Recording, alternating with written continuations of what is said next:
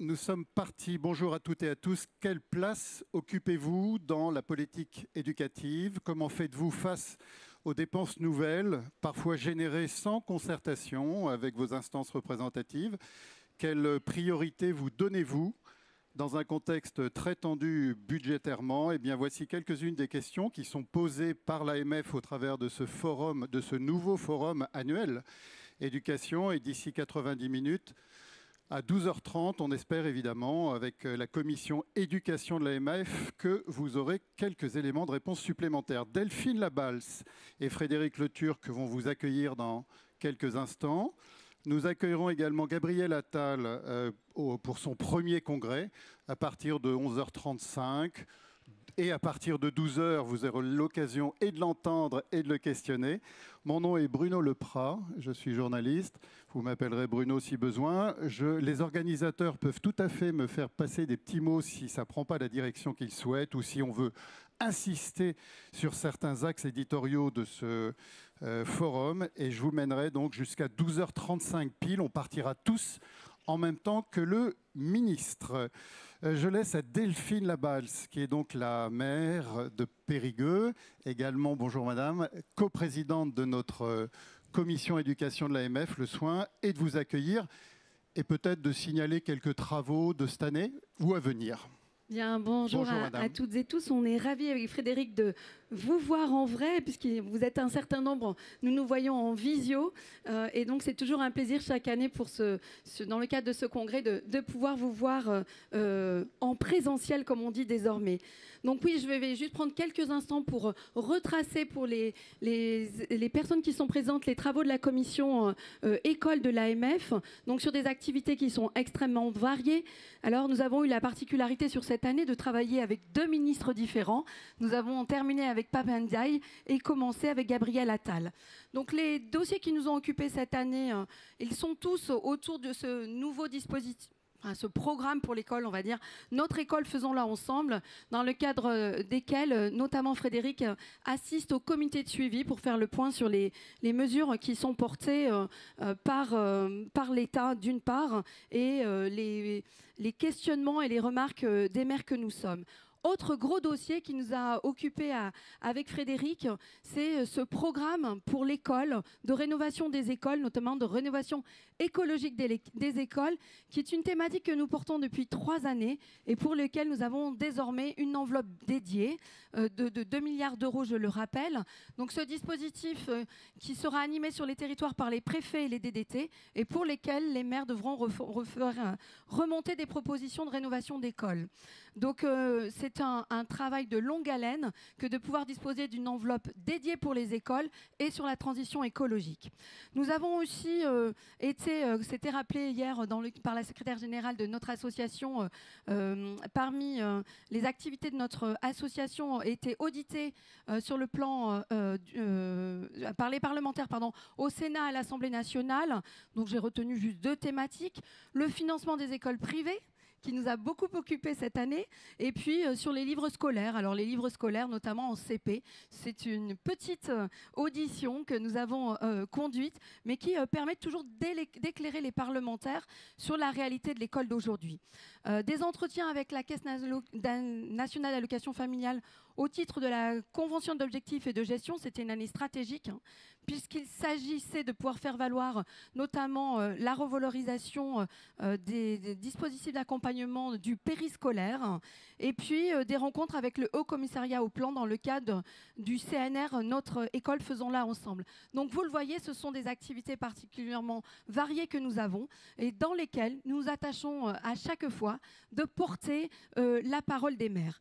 Enfin, sur le plan de la vie de la commission, nous avons eu une commission dédiée avec nos collègues d'outre-mer, toute une séance de travail qui a été extrêmement enrichissante et qui nous permet aussi d'éclairer à chaque fois que notre avis est demandé sous cet angle spécifique des territoires d'outre-mer. Nous avons aussi en prévision pour l'année à venir une commission sur la question de la montagne que nous allons organiser et évidemment nous restons restons toujours à votre écoute pour toute question, avec toute l'équipe de l'AMF qui nous entoure évidemment et que je vous demande de bien vouloir saluer par vos applaudissements nourris. Merci beaucoup Delphine Labaïs. Alors, l'équipe de l'AMF, notamment Sébastien Feribi ici et Nelly Jacquemot qui doit être ailleurs et que vous connaissez sûrement. Frédéric Leturc, l'enjeu de ce forum dont vous avez soigné chaque mot quant au thème. Alors, vous le voyez sur l'intitulé ici, l'école se transforme mais pas sans les maires. En fait, c'est la question qui nous est posée, c'est la question qu'on se pose régulièrement. On sent en fait qu'il y a des volontés de faire évoluer le rapport de l'école et finalement de repenser peut-être son organisation, de repenser peut-être sa manière d'être placé dans l'écosystème en quelque sorte des politiques publiques nationales. On sait que l'école est très importante pour la réussite du pays. On sait que c'est aussi très important pour la réussite de nos territoires. Et nous, les maires, je pense que l'on veut continuer à jouer un rôle central pour que les compétences qui sont les nôtres soient finalement connues et reconnues pour ce qu'elles sont. Re-questionner peut-être sur la manière dont il faut éventuellement travailler ensemble. Et ça, on y est tout à fait prêt.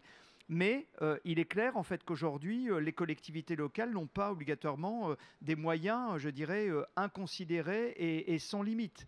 Et forcément, quand Delphine rappelle l'ensemble des travaux, des chantiers, des sujets qui ont été à l'ordre du jour de nos échanges, la rénovation énergétique, l'évolution numérique, la sécurisation des établissements scolaires, et j'en sais quelque chose puisque vous le savez, l'attentat d'Arras, malheureusement, a rappelé combien il était important de travailler sur la sécurisation des établissements scolaires, tout niveau confondu. Là, en l'occurrence, c'était plutôt sur un niveau collège-lycée, renvoie à cette question à la fois des moyens, de quels moyens en fait disposons-nous pour pouvoir faire, des moyens, quels sont les moyens que l'État peut mettre sur la table pour venir soutenir en quelque sorte nos efforts, des moyens parce que la rénovation énergétique, qui est un sujet à long terme, ne peut-elle pas s'organiser en fait sur la base d'emprunts, et je vous lance cette idée,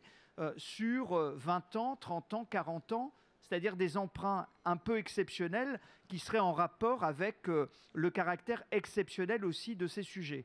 Ce qui nous intéresse en l'occurrence ici, et vous voyez, j'ai épargné l'enseignement privé, ce qui nous intéresse ici, en fait, c'est de pouvoir écouter les questionnements qui seraient les vôtres. On a des invités à qui je vais laisser tout de suite la parole avec notre animateur de séquence. L'idée, c'est d'écouter en fait vos réflexions, vos problématiques, et puis de pouvoir, en fait, quand le ministre arrivera, faire un résumé de ce qu'on se sera dit, et finalement de l'aider à la fois à engager la conversation avec nous, et puis pour nous, de lui faire entendre un certain nombre de vos préoccupations, parce que c'est celle-ci, en fait, qui nous préoccupe le plus. Voilà, merci. Merci Frédéric Leturc. Vous gardez le micro. À tout moment, vous pouvez intervenir, relancer sur l'animateur, recadrer l'animateur, relancer éventuellement les intervenants. Et on va démarrer donc 3 temps dans ce forum, pardon pour ceux qui sont dans mon dos.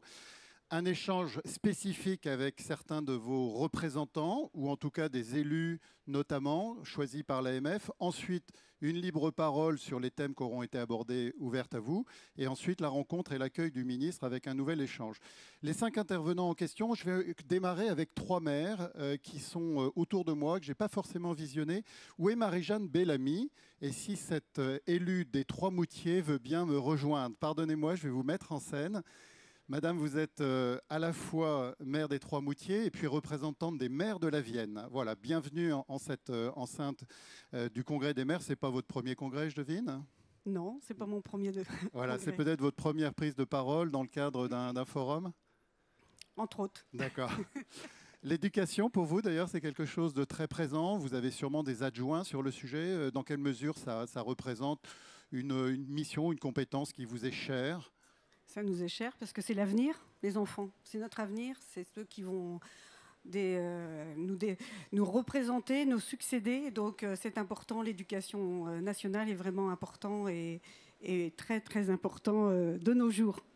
Vous êtes également conseillère départementale. Il y a une école chez vous. Combien de classes? 5 classes. 5 classes. Peut-être la première question, il y a une bordée de 3 questions qu'on vous a réservées du côté de l'AMF. Tout d'abord, dans un contexte de baisse démographique, comment maintenir l'attractivité de l'école en milieu rural? C'est une question très large, mais à travers l'expérience des Trois-Moutiers, vous pouvez tout à fait la traiter. Il faut que nos communes soient attractives. Donc quand j'entends attractive, c'est-à-dire l'économie, l'accueil des personnes, c'est-à-dire le logement, et puis le numérique. Donc ces 3 points-là, si nous avons les équipements, nous pouvons accueillir un maximum de population.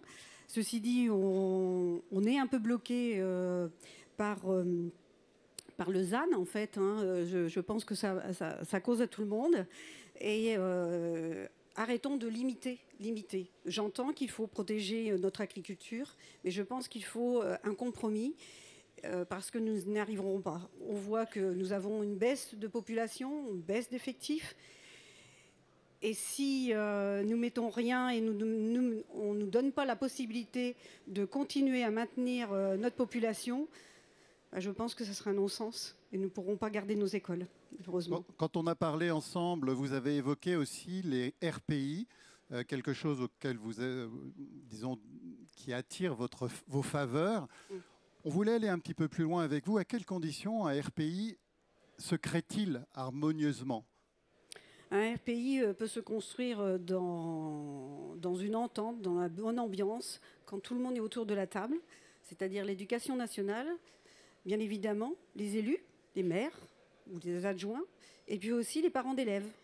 Parce qu'un RPI ne peut pas se construire sans.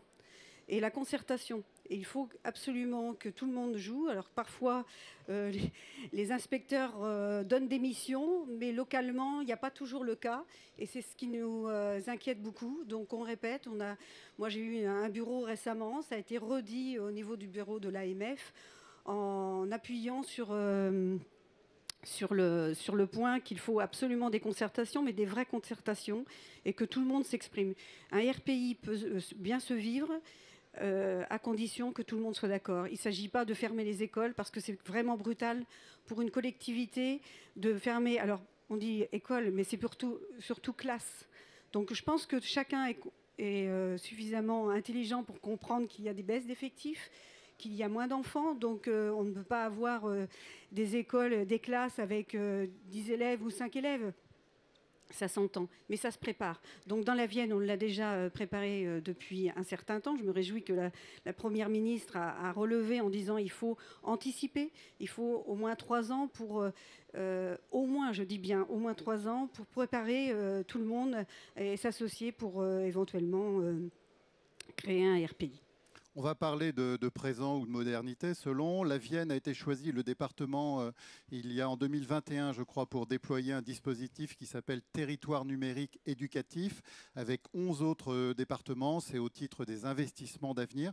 Comment ce TNE se traduit-il dans votre école et plus largement dans les écoles de vos collègues, puisque vous présidez l'association des maires de Vienne, de la Vienne?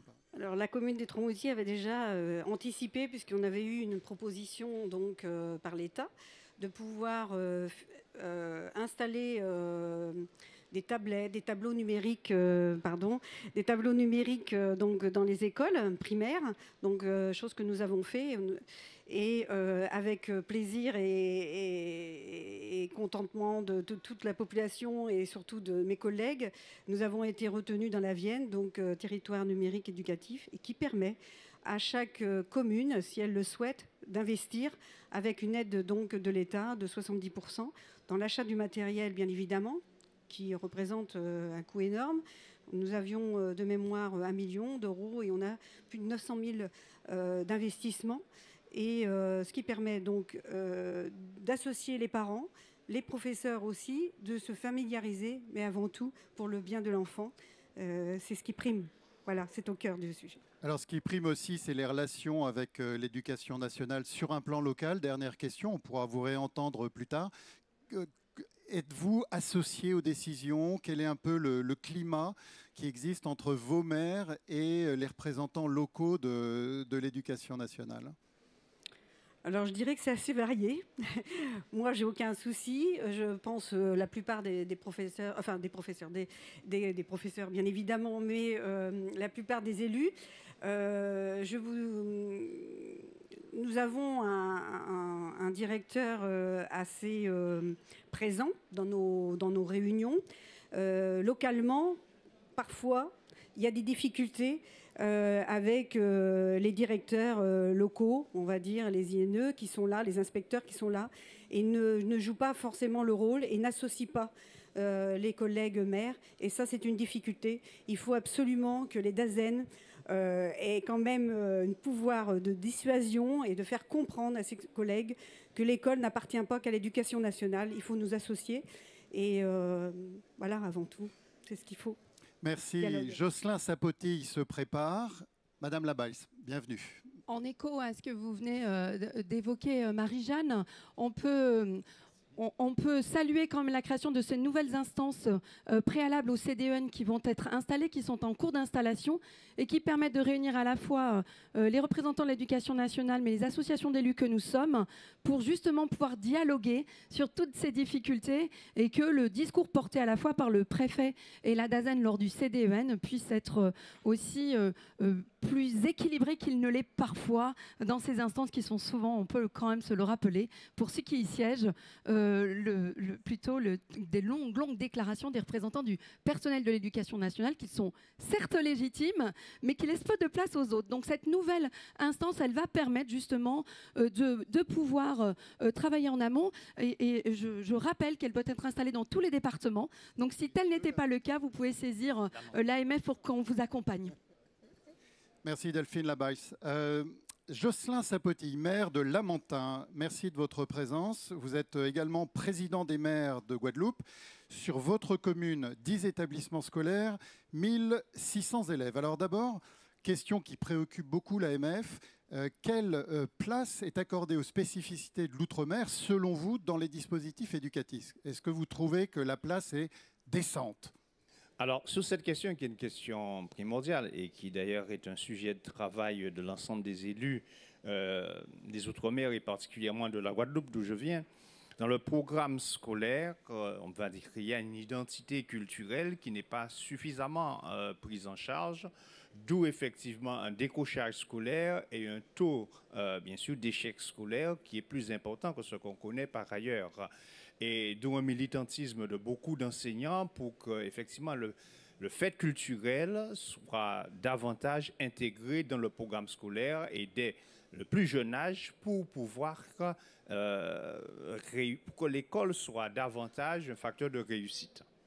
Est-ce que, monsieur le maire, au travers aussi des actions de votre adjoint, vous investissez beaucoup dans les activités périscolaires et extrascolaires? Et quel est l'enjeu de cet investissement pour l'enfant? C'est une vraie question, puisque l'école doit être, à notre avis, un espace, un lieu, une chance pour l'égalité, et l'égalité des chances d'ailleurs. Il se trouve qu'aujourd'hui, les écarts sont de plus en plus importants. Et ces écarts sont importants par rapport à l'origine sociale des enfants et à la capacité du secteur public d'accompagner les enfants dans l'extrascolaire, le périscolaire. C'est-à-dire un enfant qui aujourd'hui a des parents qui ont les moyens et qui peuvent aller vers le secteur privé, eh bien, pourra faire de la musique, pourra faire du sport, pourra faire autre chose. Cette formation qui est une formation de l'homme, eh bien, qui n'est pas seulement une formation scolaire, peut servir à l'enfant demain et permettre sa réussite scolaire à travers des disciplines où effectivement les parents qui n'en ont pas les moyens selon leur origine sociale ne peuvent pas accéder à ça. Donc le périscolaire et l'extrascolaire porté par les mairies, c'est important pour la réussite scolaire de manière générale. Et le problème, c'est que toutes les mairies n'ont pas la capacité ou la volonté politique ou l'engagement politique de pouvoir. Il y a une inégalité sur le territoire par rapport à cela. Moi, j'ai la chance d'avoir parmi mes élus des élus qui sont des anciens enseignants qui sont très intégrés là-dedans et d'avoir une politique à ce niveau-là qui est très forte puisque j'ai une école de musique, j'ai un ciné-théâtre, j'ai une médiathèque, etc. On décentralise tout ça dans les écoles, mais tout le monde ne peut pas le faire. Et vous appelleriez l'État à assurer une sorte de régulation pour que les élèves aient un accès égalitaire ou équitable, je ne sais pas après, devant ou grâce à ces activités scolaires c'est ça la question. Ouais. C'est ça la Plus question. d'État pour réguler. Je pense qu'à ce niveau-là, l'État doit être le régulateur. Et vu les inégalités en termes de capacité des collectivités, il faudrait réguler à ce niveau-là et il faudrait effectivement que les collectivités soient mieux accompagnées dans la mise en place de tout ce qui est extrascolaire et périscolaire pour retrouver un équilibre. Et aujourd'hui, on laisse faire et ce laisser faire crée les inégalités et des inégalités territoriales et des inégalités bien sûr qui après pèsent sur la réussite scolaire. Est-ce que vous avez déjà connu des fermetures de classes ou d'écoles? Y souscrivez-vous quand c'est bien expliqué? Et quels sont les liens que vous entretenez aujourd'hui à Lamentin avec les représentants locaux de l'éducation nationale? Alors moi, en tant que maire de Lamentin, non, puisque je suis dans une dynamique avec 2 ou 3 communes qui est une dynamique un peu différente de celle de l'île de la Guadeloupe. Moi, j'ai une population d'augmentation et moi, j'ai des classes qui se créent et non pas des classes qui se ferment. Mais sur l'ensemble du territoire de la Guadeloupe, c'est problématique. Et c'est pour cela que nous disons que dans un territoire où il y a un échec scolaire aussi important, des décrochage scolaire aussi important, c'est l'occasion, par exemple, de diminuer, au lieu de fermer les écoles, de fermer les classes, de diminuer le nombre d'enfants par classe, de spécialiser un certain nombre d'enseignants sur des disciplines ou autres et de pouvoir mieux accompagner les enfants, c'est-à-dire sortir du fait qu'on est de la logique du chiffre pour aller vers une logique de qualité en termes de formation et utiliser ces enseignants, au lieu de diminuer effectivement le nombre d'enseignants, à prendre en charge moins d'enfants et dans des disciplines plus variées, faire de l'accompagnement effectivement pour des enfants qui seraient en difficulté et mettre en place effectivement un accompagnement pour les élèves qui seraient décrocheurs. Je vous propose une dernière question. Vous avez identifié à la Guadeloupe ou sur votre territoire un problème de sécurité, à la fois pour les élèves, les enseignants, peut-être les parents d'ailleurs, et la sécurité, bien sûr, des lieux, des locaux, en termes de préservation. Vous avez mis en place une cellule de citoyenneté qui associe des représentants des forces de l'ordre, des magistrats, des parents d'élèves probablement, des enseignants, qui a pour but de recadrer et de mettre un peu devant ses responsabilités un élève fautif. Je le signale, mais ce n'est pas ça dont je voulais vous parler. Je voudrais que vous me disiez, vous aviez une question à poser au ministre, justement, et on lui transmettra, sur ce registre de la mission de l'école. Pouvez-vous la formuler et on lui transmettra tout à l'heure? Oui, par rapport à ce problème qu'on connaît aujourd'hui d'insécurité, l'insécurité qui vient à la fois des parents d'élèves, qui vient aussi des élèves, on ne parle plus de problèmes d'incivilité. Avant, on disait qu'il y avait de l'incivilité. Aujourd'hui, il y a de l'insécurité. On est passé à un autre niveau. On a aujourd'hui des écoles qui sont fermées pendant 2 ou 3 jours parce qu'il y a des manifestations soit de parents d'élèves, soit encore d'enseignants, parce qu'il y a eu une agression faite soit par un élève envers un enseignant, chose qu'on ne voyait pas, faite par un parent d'élève contre un enseignant, ou entre parents d'élèves eux-mêmes, des choses qu'on ne savait pas. Donc oui, est-ce que la mission de l'école aujourd'hui est de former des hommes uniquement pour une activité économique demain, des futurs chefs d'entreprise, des futurs salariés ou autre chose, ou de former des citoyens de demain? Et si la mission de l'école, c'est de former les citoyens de demain, nous, maires, nous avons toute notre place et nous pouvons participer à ça à travers le programme scolaire et nous donner notre place à travers, bien sûr, la politique éducative que nous pouvons mettre en place dans nos communes. Et je pense que là, c'est un sujet majeur sur le rôle et la mission de l'école pour demain, parce qu'aujourd'hui, la République est en danger quand même par rapport à cela. Merci beaucoup, Monsieur Sapoti. Vous me permettez de reprendre votre micro. Peut-être retour. Avant que Jocelyn ne parte, je voulais remettre le micro au cas où. En profiter pour faire un zoom, mais très rapide, sur les différences qui peuvent exister dans les territoires d'outre-mer. Parce que là, en fait, on a finalement un maire engagé avec finalement des écoles qui fonctionnent malgré tout. On a entendu en fait d'autres territoires d'outre-mer qui sont, je dirais, submergés par le nombre d'enfants à scolariser, par le nombre d'écoles qu'il faudrait construire, par le nombre de classes qu'il faudrait ouvrir.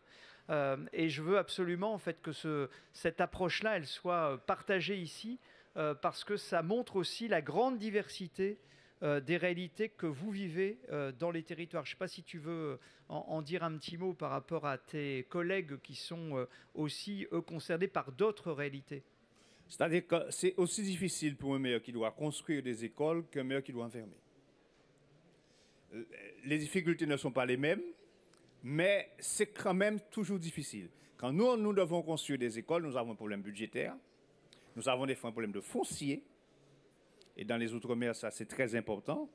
Et quand on doit maintenant fermer des écoles, c'est aussi difficile parce que des fois, fermer les écoles, ça veut dire que le si peu d'élèves qui restent, il faut pouvoir mettre en place des moyens pour les envoyer à peut-être à 5 km, 10 km, 20 km, pas 20, mais 5, jusqu'à 15 km des fois plus loin. Et il faut organiser des transports scolaires. Et puis, il faut organiser aussi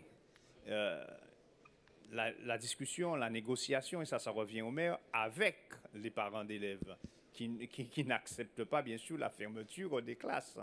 Et c'est très difficile d'être entre l'enclume et le marteau, c'est-à-dire entre l'éducation nationale, avec ses chiffres, avec son raisonnement, et le maire qui tient à garder des activités sous son territoire, et les parents d'élèves, et la rationalité des chiffres et tout le reste. Donc ce n'est pas évident. Dans les deux cas, c'est compliqué pour nous. Merci Jocelyn Sapoti. Vous serez là à 12h35 pour hors plénière échanger éventuellement avec des collègues. Michael Delafosse nous retrouve en cet espace. Bonjour Monsieur le maire de Montpellier. Bonjour. Je vais peut-être donner 2-3 chiffres, non pas votre âge, mais le nombre d'élèves, 22 000 élèves pour Montpellier, 116 écoles primaires. Vous êtes fiers, hein? Du travail. C'est du travail en tout collègues. cas. 800 000 € pour le soutien scolaire par an. Ouais. D'accord. 4,5 millions d'euros pour les activités péri-extrascolaires, 650 000 élèves, ça c'est l'entièreté de l'académie. Et j'en finis avec peut-être la mention de votre adjointe, Fanny Dombre-Coste. Et puis c'est 7 000 habitants, avec des enfants probablement, et qui vont en faire, qui arrivent tous les ans sur la commune. Les enjeux d'une ville comme la vôtre, vous sauriez les résumer ou ça part dans tous les sens? Je crois que vous avez présenté il y a peu de temps un plan justement qui permet de sélectionner, un plan école 2030 je crois. C'est sûr que Montpellier est une ville qui connaît une croissance démographique et qui doit construire des écoles. Et on livre quasiment une nouvelle école par an. Et voyez bien que la problématique du ZAN pour un établissement scolaire, elle est aussi posée, et, y compris parce que c'est très important l'architecture d'une école, son plateau sportif, les salles les plus grandes, bien sûr des salles pour les maîtres, mais les salles polyvalentes. Maintenant, des salles pour le soutien à la parentalité, parce qu'il y a des enjeux, je vais y venir. Et c'est vrai que en acceptant de venir témoigner ici, je veux saluer Frédéric et Delphine, nous, dans la décentralisation, dit les maires, vous occupez du bâtimentaire. Mais en fait, on fait plus que ça. Et en fait, depuis très longtemps, pour des raisons qui ont été très bien dites par mes deux collègues, sentiment qu'on s'occupe du magistère de l'avenir, que c'est l'attractivité de la commune, c'est l'équilibre social d'un quartier, que quand les enfants ne sont pas à l'école, ils peuvent être en errance et c'est difficile. Et donc que le ministre il doit faire très attention au calendrier scolaire pour éviter que le bac soit en mars et que tout le monde sorte. Et sans doute c'est un des facteurs, pas le seul, d'explication des émeutes que nous avons eues en juillet. Et donc la vraie question, c'est nous ce qu'on porte sur nos communes, mais c'est de construire une culture du partenariat et d'une reconnaissance de ce partenariat. Vous avez très gentiment énoncé les moyens publics alloués, mais tu le faisais, chacun d'entre nous le fait. Et finalement, on voit bien qu'on est allé au-delà du bâtimentaire et qu'on est venu sur le temps périscolaire, qu'on est venu sur le temps du soutien scolaire, qu'on est venu en réponse, et on doit être en réponse, des professeurs qui disent « nous, on a un projet pour la classe. Et nous, on est encore la logistique du dernier kilomètre. Ici, le jardin partagé. Là, la sortie culturelle. Donc, le transport scolaire. » Et ça, c'est fondamental que ce soit reconnu. Et c'est fondamental qu'en amont, il y ait dialogue. Alors, je prends l'instance. Mais pourquoi? Parce que demain, qu'est-ce qui va se passer? Le nouveau ministre, il va vouloir réformer l'école. Et il faut. parce que les inégalités s'amplifient, parce qu'il faut tenir la promesse républicaine. Mais par exemple, il va avoir besoin de nous pour l'innovation pédagogique, la relation parent-famille, aujourd'hui identifiée comme un facteur de réussite. Parce qu'il faut que les professeurs puissent davantage développer une pédagogie fondée sur la coopération. Et là, il va falloir pousser les murs. Là, il va falloir accompagner. Et donc, moi, je plaide. Ce que nous, on a fait dans notre plan école, c'était de donner une feuille de route de ce qu'on va faire, très importante. Et là, je partage avec chacun, pour les professeurs. Cher Frédéric, je veux ici publiquement t'exprimer à la fois mon admiration et notre reconnaissance collective sur la manière dont, avec une grande dignité, toi et ta ville avez affronté l'épreuve. Les professeurs, il faut aussi qu'on leur dise on a confiance en vous. Et quand on dit on va rénover l'école, quand on dit qu'on va accompagner leurs projets de désimperméabilisation, qu'on va être aux côtés de leurs projets pédagogiques, donc le plan École 2030, eh bien on conforte leur rôle dans la société, leur autorité, parce qu'ils peuvent dire demain aux parents d'élèves, voilà, l'école, elle va de l'avant. Et je crois que cette contribution-là des maires et donc des politiques publiques que nous portons, elle est essentielle. Et finalement, il ne peut pas y avoir d'éducation nationale sans une implication centrale du territoire. Et cet état de fait-là, il faut le reconnaître et il faut maintenant l'instituer. Ce que tu as décrit sur la relation parfois compliquée, qu'on vit tous, eh bien celle-là, elle n'est pas possible. Parce que nous, on met des moyens publics, parce qu'on croit dans l'école. On entend bien sûr votre solidarité aussi avec les communes rurales qui disposent de moins de moyens. Ce plan École 2030, j'en donne juste quelques éléments. 400 millions d'euros de travaux à la clé. Donc il a été défini en mars, enfin présenté officiellement par vous en mars. Et on y parle de sobriété énergétique, de construction et de rénovation, de sécurisation aussi des accès aux établissements. Et enfin, dans mon souvenir, de facilitation de l'accès pour les personnes en situation de handicap. Il y a un sujet dont on m'a dit que vous souhaiteriez parler, c'est celui de la laïcité. Je vous tends une perche, c'est le moment. Ben oui, parce que je pense que c'est à l'école que ça se joue. C'est une valeur qui est la nôtre, qu'on va célébrer le 9 décembre, chacun à nos manières, la loi de séparation des églises et de l'État. Monsieur le secrétaire général, rassurez-vous, je ne défends pas le projet de la loi Savary, je dis qu'il y a liberté, mais que le rôle de l'école publique, il est essentiel dans la promotion de la citoyenneté, des valeurs de la République. C'est dans le cadre des programmes de l'école sous contrat, naturellement, accord de Bré. Mais la réaffirmation de la laïcité, ça se joue dans l'école. Et l'école, aujourd'hui, dans une ville comme Montpellier, mais dans d'autres, elle est ici sous pression du fait communautaire, elle est sous pression du fait religieux. C'est donc la réaffirmation du principe de neutralité. De ce point de vue, il était temps que l'éducation nationale clarifie sa position sur les signes ostensibles. C'est en l'occurrence les abayas et les camis. Moi, je fais écrire, comme maire, partout, école publique, laïque. Parce que je dis dans quel lieu et dans quel cadre on rentre. Parce que certains jouent de nos ambiguïtés. Et je pense que la réaffirmation par les maires de ce principe-là est une dimension essentielle. Quand vous avez fait référence au plan de soutien scolaire public et laïque que nous avons mené, 800 000 €, je vais vous raconter pourquoi j'ai défendu cette proposition-là et je l'ai fait. Il se trouve que, peut-être ça s'entend, je suis professeur. Et donc je connais bien ce sujet et un jour un élève me dit de manière merveilleuse et touchante « Ah, je suis au soutien scolaire. »« Ah, c'est bien. » Et je lui dis « T'es où ?» Et alors une association au nom très... Et en fait, je me rends compte que dans ce quartier, il n'y a plus qu'un soutien scolaire de nature confessionnelle, ce qui est un droit absolu dans notre pays.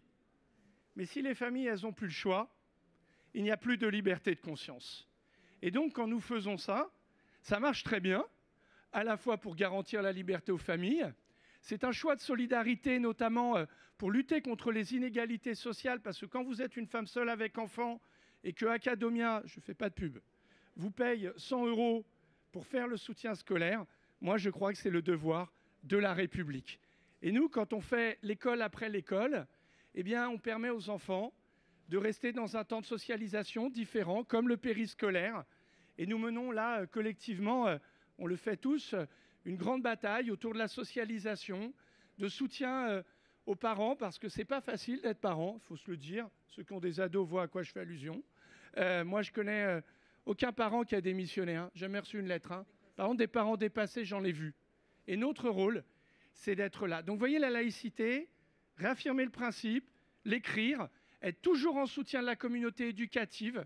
Nous, on a mis en place une ligne dédiée. Vous nous prévenez, et c'est nous qui faisons le dialogue avec le rectorat. On est allé loin, mais parce qu'on avait des collègues en situation de grande difficulté.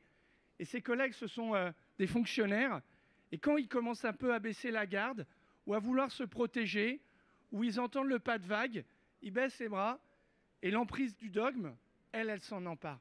Et puis, évidemment, des moyens pour essayer de garantir la liberté.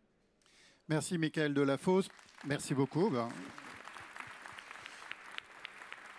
Frédéric Le Turc, vous avez souhaité... Pardonnez-moi, je vous en prie, madame. Oui, pardon, je voulais juste rebondir sur l'intervention de Michael et remettre en lumière 3 outils que tu as évoqués qui sont mobilisés. Le premier, évidemment, ce projet éducatif de territoire ou projet éducatif global qu'un certain nombre de collectivités nous avons laissé un peu en déshérence lorsque nous avons fait le choix de repasser à 4 jours de temps scolaire. Alors, quel que soit le rythme scolaire, 4 jours et demi, puisqu'on est dans les 10 ans de la loi sur la refondation de l'école, il ne faut pas désinvestir cet outil qui permet d'avoir une intervention cohérente sur tous les temps de l'enfant.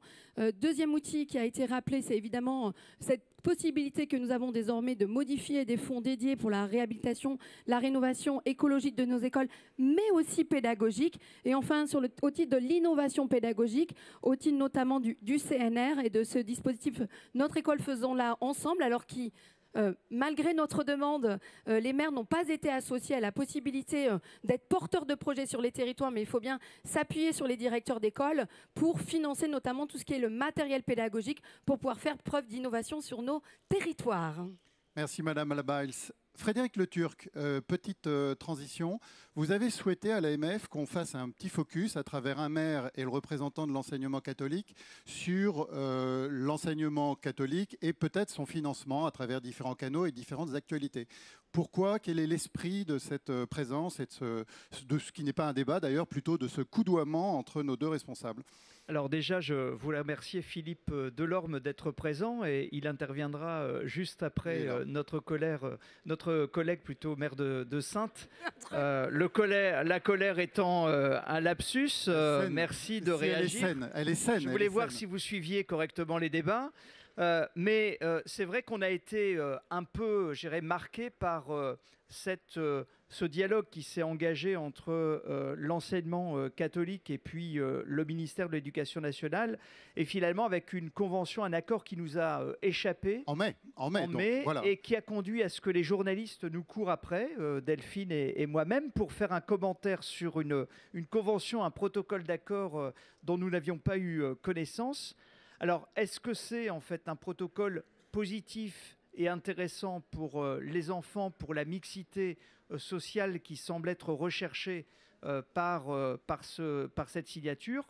Peut-être.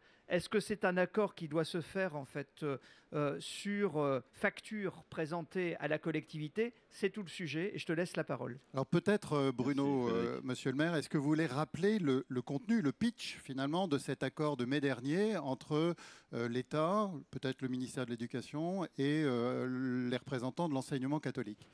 Bonjour, alors mon sport de prédilection c'est pas la boxe, c'est plutôt vélo, donc n'ayez crainte. Ce pitch, je suis un peu embêté pour vous le faire parce qu'on ne l'a pas trop bien compris.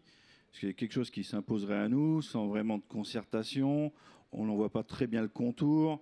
Et tout ça se mélange à un sentiment déjà où on subit le fait de devoir satisfaire au financement des écoles privées, même si ce n'est pas une contrainte, c'est la loi, donc on s'y confère bien.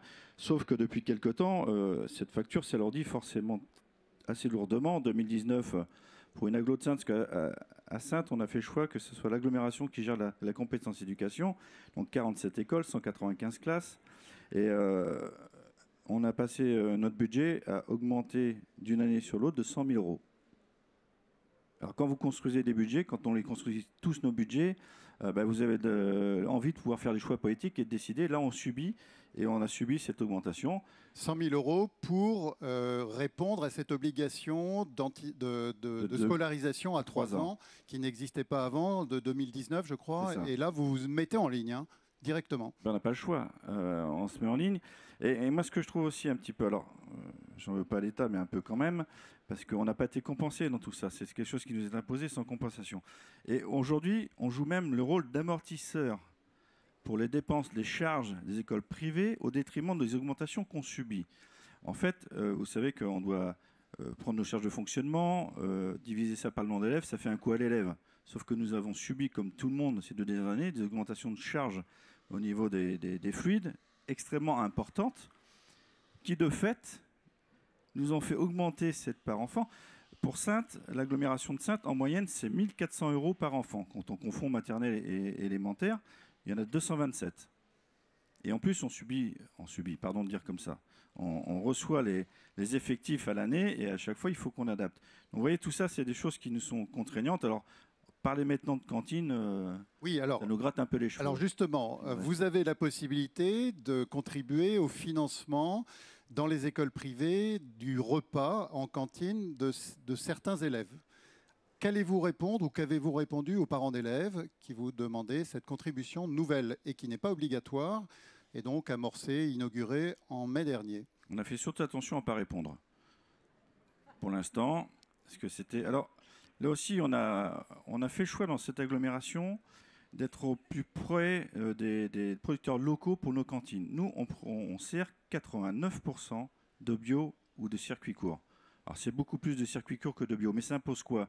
Ça impose que nos services, pour une agglo de 60 000 habitants, je vous ai dit 47 écoles, c'est 26 appels d'offres pour notre marché, pour nos services marché, pour être au plus près et découper le plus possible pour pouvoir faire travailler le local. Alors nous, notre effort, il est là. En fait, on a voulu travailler extrêmement local, travailler pour que la qualité de ce que mangent nos enfants soit de la meilleure qualité possible. Alors, on veut bien le faire chez nous pour l'instant, on avance. Moi, j'ai une autre problématique, c'est que j'ai un quartier populaire politique de la ville qui est peut-être pas le plus beau, mais certainement l'un des plus pauvres de toute la Nouvelle-Aquitaine, 3000 habitants. Et des gamins en maternelle arrivent avec le matin, comme petit déjeuner, une poche de chips. Donc nous, on va travailler avec l'État, si possible, pour mettre en place des petits déjeuners équilibrés pour ces enfants, au moins dans le quartier prioritaire dans un premier temps, pour voir comment on peut le faire, et pourquoi pas après le diffuser sur l'agglo. Donc on veut bien faire les choses qu'on décide. Les autres, on est un peu moins volontaires. On termine avec cette question. Je vous ai entendu évoquer une très belle expression. Pourquoi vous êtes aussi investi sur l'école? Je l'ai senti à travers nos échanges. Qu'est-ce qui vous motive? Vous n'êtes pas enseignant, je crois, et vous êtes en première ligne en tant que maire. Je suis pompier, moi, donc je ne suis pas enseignant, mais je le vois plus tard. Pourquoi? Parce que simplement, tu l'as dit, en fait, tout commence de l'enfance. Et tout commence par la prise en charge à l'école depuis le jeune âge. Et c'est notre charge à nous, maires, de le faire. Et nous, on a eu la chance de le faire. Alors, la chance, nous, on trouve que c'est une chance, peut-être pas les autres, mais d'avoir mis cette compétence éducation au niveau de l'agglomération. Et j'ai un vice-président qui est avec moi, le maire de Chaniers, qui prend cette compétence complètement à cœur, et ce qui nous permet de mettre sur l'ensemble des 47 écoles le même service. Et ça, c'est pour nous une satisfaction, et on est très fiers de ça. Et comme tous les maires, enfin comme vous l'avez tous dit, on veut tous faire bien pour nos enfants et dès le plus jeune âge. Et je crois même que vous évoquiez la notion de bon départ. On veut leur donner un bon départ, un bon vent, pas trop comme en Bretagne, mais quand même un bon vent pour que ça parte et que ces enfants soient sur le bon rail. Et puis, on l'a dit aussi, c'est vivre en collectivité. On fait aussi en sorte que les enfants du quartier prioritaire ne restent pas dans le quartier prioritaire. On veut qu'il y ait une mixité et que cela tourne sur la ville et l'agglomération avec le Périsco et tout ce qu'on fait pour tous nos enfants. Bruno Drapron, monsieur le maire, je vous propose de passer le bâton de parole à Philippe Delorme, qui est ce secrétaire général de l'enseignement catholique au niveau national. Donc, pardonnez-moi, merci beaucoup. Et peut-être, alors je précise deux choses.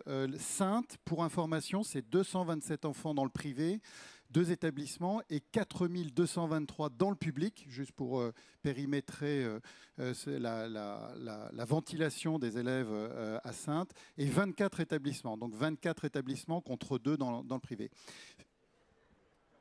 47. établissement. D'accord, merci beaucoup.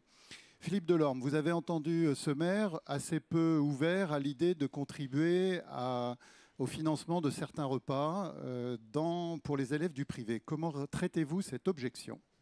Alors d'abord, si vous permettez, je voudrais d'abord sincèrement vous remercier pour cette invitation. Comme vous, je regrette que vous n'ayez pas été associé aux discussions que j'ai pu avoir avec le ministère de l'Éducation nationale l'an dernier et le ministre Pap Ndiaye lors de l'élaboration de ce protocole.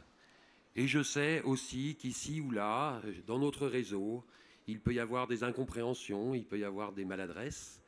Ce n'est pas notre volonté, en tous les cas.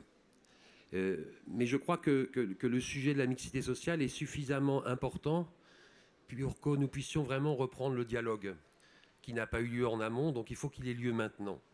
Parce que l'enseignement catholique veut s'engager pleinement dans une plus grande mixité sociale et scolaire, parce que je crois, comme vous, qu'une mixité sociale et scolaire équilibrée est bon pour les jeunes et est bon pour la nation et permet de construire une plus grande fraternité. Alors c'est dans ce cadre-là, effectivement, que dans ce protocole, nous avons souhaité inscrire la possibilité, une invitation, une incitation, mais dans le dialogue, ce n'est certainement pas une décision comme ça qui doit être prise d'une façon abrupte, à participer à l'effort, à nous aider à accueillir les familles les plus défavorisées. Il faut que les familles les plus pauvres puissent avoir la liberté de choix de l'école comme les familles les plus riches. C'est une question de justice sociale. Et ce n'est donc pas une dépense supplémentaire que nous demandons aux communes, mais simplement que les familles, parce qu'il s'agit bien là des familles et des familles les plus modestes, conservent l'aide sociale dont elles bénéficient lorsqu'elles font le choix d'inscrire les enfants dans nos établissements. Philippe Delorme, je précise que vous êtes présent dans 3353 communes, oui, au travers de 4393 établissements.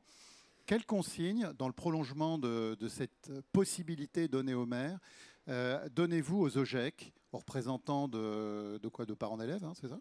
L'OGEC, c'est l'organisme de gestion de l'enseignement catholique, c'est l'association qui gère nos établissements. Oui, c'est ça, pardonnez-moi. Mais il y a aussi les parents d'élèves, il y a aussi...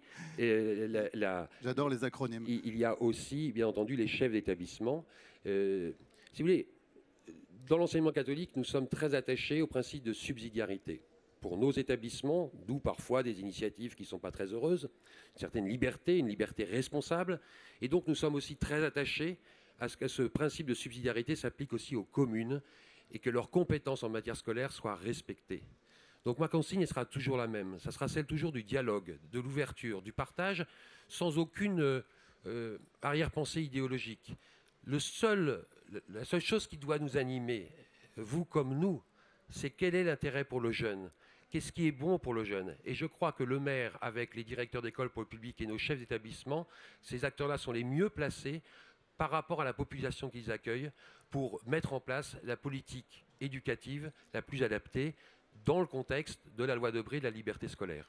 Alors Gabriel Attal va arriver dans quelques minutes. Je vous demande juste peut-être de nous parler d'un sujet qu'on a évoqué également ensemble, qui est celui des AESH sur la pause méridienne. Quel est l'enjeu et qu'est-ce que vous souhaitez ou attendez des maires ici présents ? Ce n'est pas des maires que j'attends quelque chose, c'est de l'État.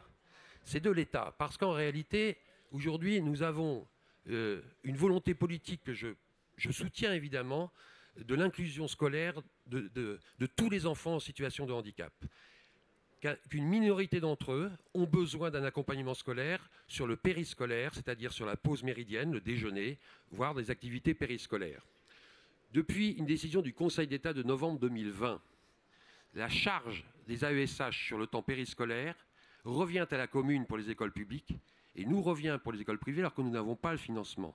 Donc je dis d'une façon très solennelle, pour le bien des enfants, et parce qu'on ne doit pas rajouter de charges pour le coup aux communes et à nos établissements, pour le bien des enfants, il faut que la prise en charge des AESH soit du matin au soir prise par l'État. Voilà, côte à côte avec les maires. Oui. Alors c'est magnifique ce décompte. 30 secondes avant d'accueillir M. Attal, mais auparavant, on va avoir un échange avec, en sa présence d'ailleurs, avec tous les intervenants qu'on a pu entendre et avec vous, bien sûr. Alors, qui souhaite, on va prendre peut-être 5-6 questions, monsieur. Et à qui adressez-vous votre propos ? Monsieur Attal, s'il vous plaît. Monsieur Attal. Alors, oui. C'est un peu prématuré. C'est un peu prématuré, pardonnez-moi, surtout qu'il n'est pas là. En revanche, vous pouvez adresser des mots. Alors, il va arriver, mais il va... Est-ce que vous voulez adresser quelque chose, alors soit aux représentants de l'AMF, soit à des gens qui ont pris la parole tout à l'heure? Allez-y. Oui, bonjour, Xavier Orville, je suis directeur de cabinet du maire du Carbet en Martinique. Ma question s'adresse à M. Sapoutilles. Monsieur le maire, tout à l'heure, vous avez abordé la question du décrochage scolaire. Ne pensez-vous pas que l'introduction, je vais le dire suffisamment fort pour que le ministre puisse être attentif, ne pensez-vous pas que l'introduction progressive du créole dans les programmes scolaires pourrait constituer une réponse au décrochage scolaire? Et est-ce que le maire que vous êtes dispose d'un petit périmètre d'intervention pour introduire le créole, notamment dans le cadre des activités périscolaires? C'est une très bonne question. Et la question, en fait, oui, c'est que nous, maires, dans le cadre, bien sûr, du PEDT, dans le cadre de ce que nous pouvons mettre en place, il est toujours possible de le faire à travers, bien sûr, la médiathèque ou autre. Mais la question n'est pas là. La question, c'est dans le programme scolaire. Dans comment on puisse concevoir un programme scolaire dans un territoire où vous avez 80% des enfants qui sont créolophones. Et être créolophone, ça ne veut pas dire parler le créole. Ça veut dire avoir une structure de pensée qui est différente, une structure d'analyse qui est différente, et un imaginaire qui est différent. Et un enfant qui apprend, qui a 3 ans, 4 ans, 5 ans, il est dans son imaginaire, il n'est pas dans un imaginaire hexagonal ou autre. Et quand il doit démarrer son apprentissage dans un imaginaire qui n'est pas le sien, forcément, il est en échec scolaire. Et toute la question est là. Toute la question est là. Elle est culturelle. Ce n'est pas seulement le créole. Ce n'est pas seulement parler créole. C'est construire un programme scolaire qui tient compte de l'environnement de cet enfant et de son imaginaire. J'ai été enseignant pendant pas longtemps, mais pendant 5 ans. C'était suffisamment pour pouvoir le comprendre et le vivre. Voilà. Et je sais que vous avez été enseignante pendant très longtemps. Merci beaucoup, Monsieur le ministre. Les maires parlent aux maires pour l'instant sous votre regard. Et ensuite, on vous accueillera dans une petite vingtaine de minutes pour vous dire ce qui s'est passé depuis 11 heures et puis vous écouter et vous questionner. Une petite vingtaine de minutes ou un peu moins? J'ai déjà un micro, merci beaucoup. Ah, Frédéric. Une petite vingtaine de minutes ou un peu moins. Je pense que l'idéal, c'est qu'on puisse résumer ce qui s'est dit avant, après la dernière question de madame, et puis qu'ensuite, justement, il y ait un propos de monsieur le ministre, et puis peut-être un jeu de questions-réponses s'il y avait quelques questions. On avance le bal. Donc, peut-être en rafale. Madame, monsieur, et après on finit, d'accord? Et on finit. Ah, le président a décidé. Pardonnez-moi, messieurs. Madame. Très bien, merci, monsieur le ministre, mesdames et messieurs. Je voulais faire un témoignage, mais je ferai la question puisque le temps nous est compté. Juste, monsieur le ministre, nous sommes, nous, dans une démarche d'alliance éducative avec un projet qui s'appelle l'École du Bonheur. Donc, nous pensons, comme les maires ici présents et le maire de Montpellier, qu'il faut vraiment faire cette alliance pour pouvoir réussir l'éducation des enfants, l'éducation populaire, l'éducation nationale et l'éducation familiale. Moi, j'ai une question autour de comment fait-on pour faire de la réussite quand nous avons 36% des familles qui vivent sous le seuil de pauvreté. À Mayotte, c'est 70% des familles qui vivent sur le seuil de pauvreté. Je suis maire de la ville de Saint-Denis, 153 000 habitants. Nous avons 17 000 enfants qui sont scolarisés. Nous avons plus de 800 classes, 77 écoles. Et nous faisons ce projet qui s'appelle École du Bonheur. Et indiscutablement, si nous voulons défaire les stéréotypes, si nous voulons faire que ces enfants réussissent, et ils sont majoritaires, 105 000 enfants dans ma commune vivent sous le seuil de pauvreté nationale. À ce moment-là, il nous faut, je pense, avoir une politique publique qui associe tout le monde, mais des moyens à l'épaisseur de la problématique de la grande pauvreté sur nos territoires. Merci beaucoup pour cette alerte. Pardonnez-moi, monsieur. Voilà, je préfère que vous preniez la parole juste après. Je voulais simplement, premièrement, qu'on puisse accueillir avec ma collègue Delphine, en fait, Labaye, monsieur le ministre, et vous remercier d'avoir accepté de venir participer à cet échange dans une salle qui, je l'espère, l'année prochaine sera un peu plus large, parce que vous êtes de plus en plus nombreux à venir participer à nos débats et nous en sommes très heureux. Madame, en fait, vient d'évoquer le sujet de l'outre-mer, et finalement, tout à l'heure, on avait le témoignage d'un autre collègue, Jocelyn Sapoline de Lamentin. Sapotille, de Lamentin, qui finalement exprimait une autre réalité d'outre-mer, et on voit bien en fait qu'il y a une grande diversité dans la manière dont les territoires d'outre-mer vivent le rapport à l'école, avec pour certains territoires en fait une capacité A, et puis pour d'autres une difficulté réelle. En tout état de cause, ce que l'on peut dire en résumé, c'est qu'on avait fait le choix avec les équipes de l'AMF de faire un thème qui était l'école se transforme mais pas sans les mères. C'était l'idée en fait de base, et c'est là-dessus en fait que je voulais démarrer notre résumé, pour dire en fait combien nous étions attachés au fait que les collectivités soient bien partie prenante de la manière dont les écoles en fait seraient amenées à évoluer demain. On a bien conscience en fait que l'école doit changer. On a bien conscience en fait que l'école, et tous les maires qui sont ici en sont convaincus, est le sujet central de la réussite de nos territoires, de la réussite de nos communes, de la réussite même de la France. Et qu'on a un enjeu collectif pour essayer d'aller de l'avant. Mais on se rend compte que pour aller de l'avant, il faut vraiment en fait que la coopération et le dialogue entre l'éducation nationale et les collectivités locales soient forts. Il faut en fait que les directeurs d'école n'aient pas peur finalement de travailler avec les communes, et que quelque part le projet éducatif local soit finalement un projet vraiment partagé sur le temps scolaire, mais aussi sur le temps périscolaire, parce que, comme le disait le collègue de Montpellier, en fait, de plus en plus, il faut aller au-delà de ce que l'école peut être et peut représenter.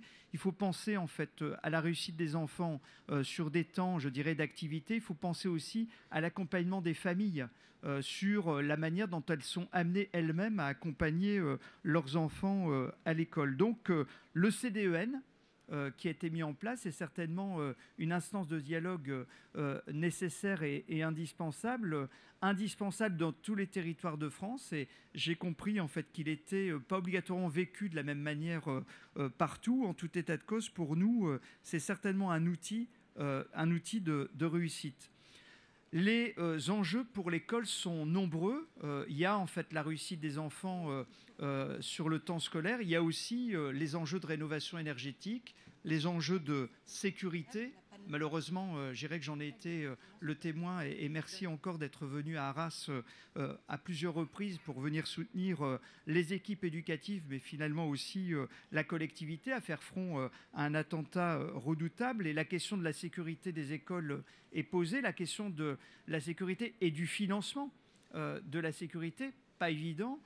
Vous avez pris des engagements, je pense que nos collègues auront à cœur de pouvoir à nouveau les entendre. La modernisation, le numérique est aussi quelque chose qui vient s'imposer à nous. Bref, beaucoup d'enjeux, beaucoup de priorités, un ordre forcément autour duquel il faut qu'on soit en raccord. Des milliards que l'État annonce pour venir soutenir le projet de nos communes, mais finalement des milliards importants, mais toujours en fait insuffisants, et on ne vous en veut pas, mais il faut qu'on se dise les choses telles qu'elles sont. Nos finances sont serrées, et les enjeux, ne serait-ce que pour la rénovation énergétique des écoles, c'est 40 milliards si on voulait que toutes les écoles soient remises à flot, j'irais, dans les prochaines années. On sait que l'exercice, la barre est haute, et qu'il faudra en fait qu'on se serre les coudes, mais surtout qu'on priorise un certain nombre de nos efforts. Voilà, et puis je terminerai simplement pour revenir sur le bon départ que évoquait le maire de Saintes sur l'engagement finalement des collectivités locales pour que le bon départ permette aux jeunes de réussir dans la ville.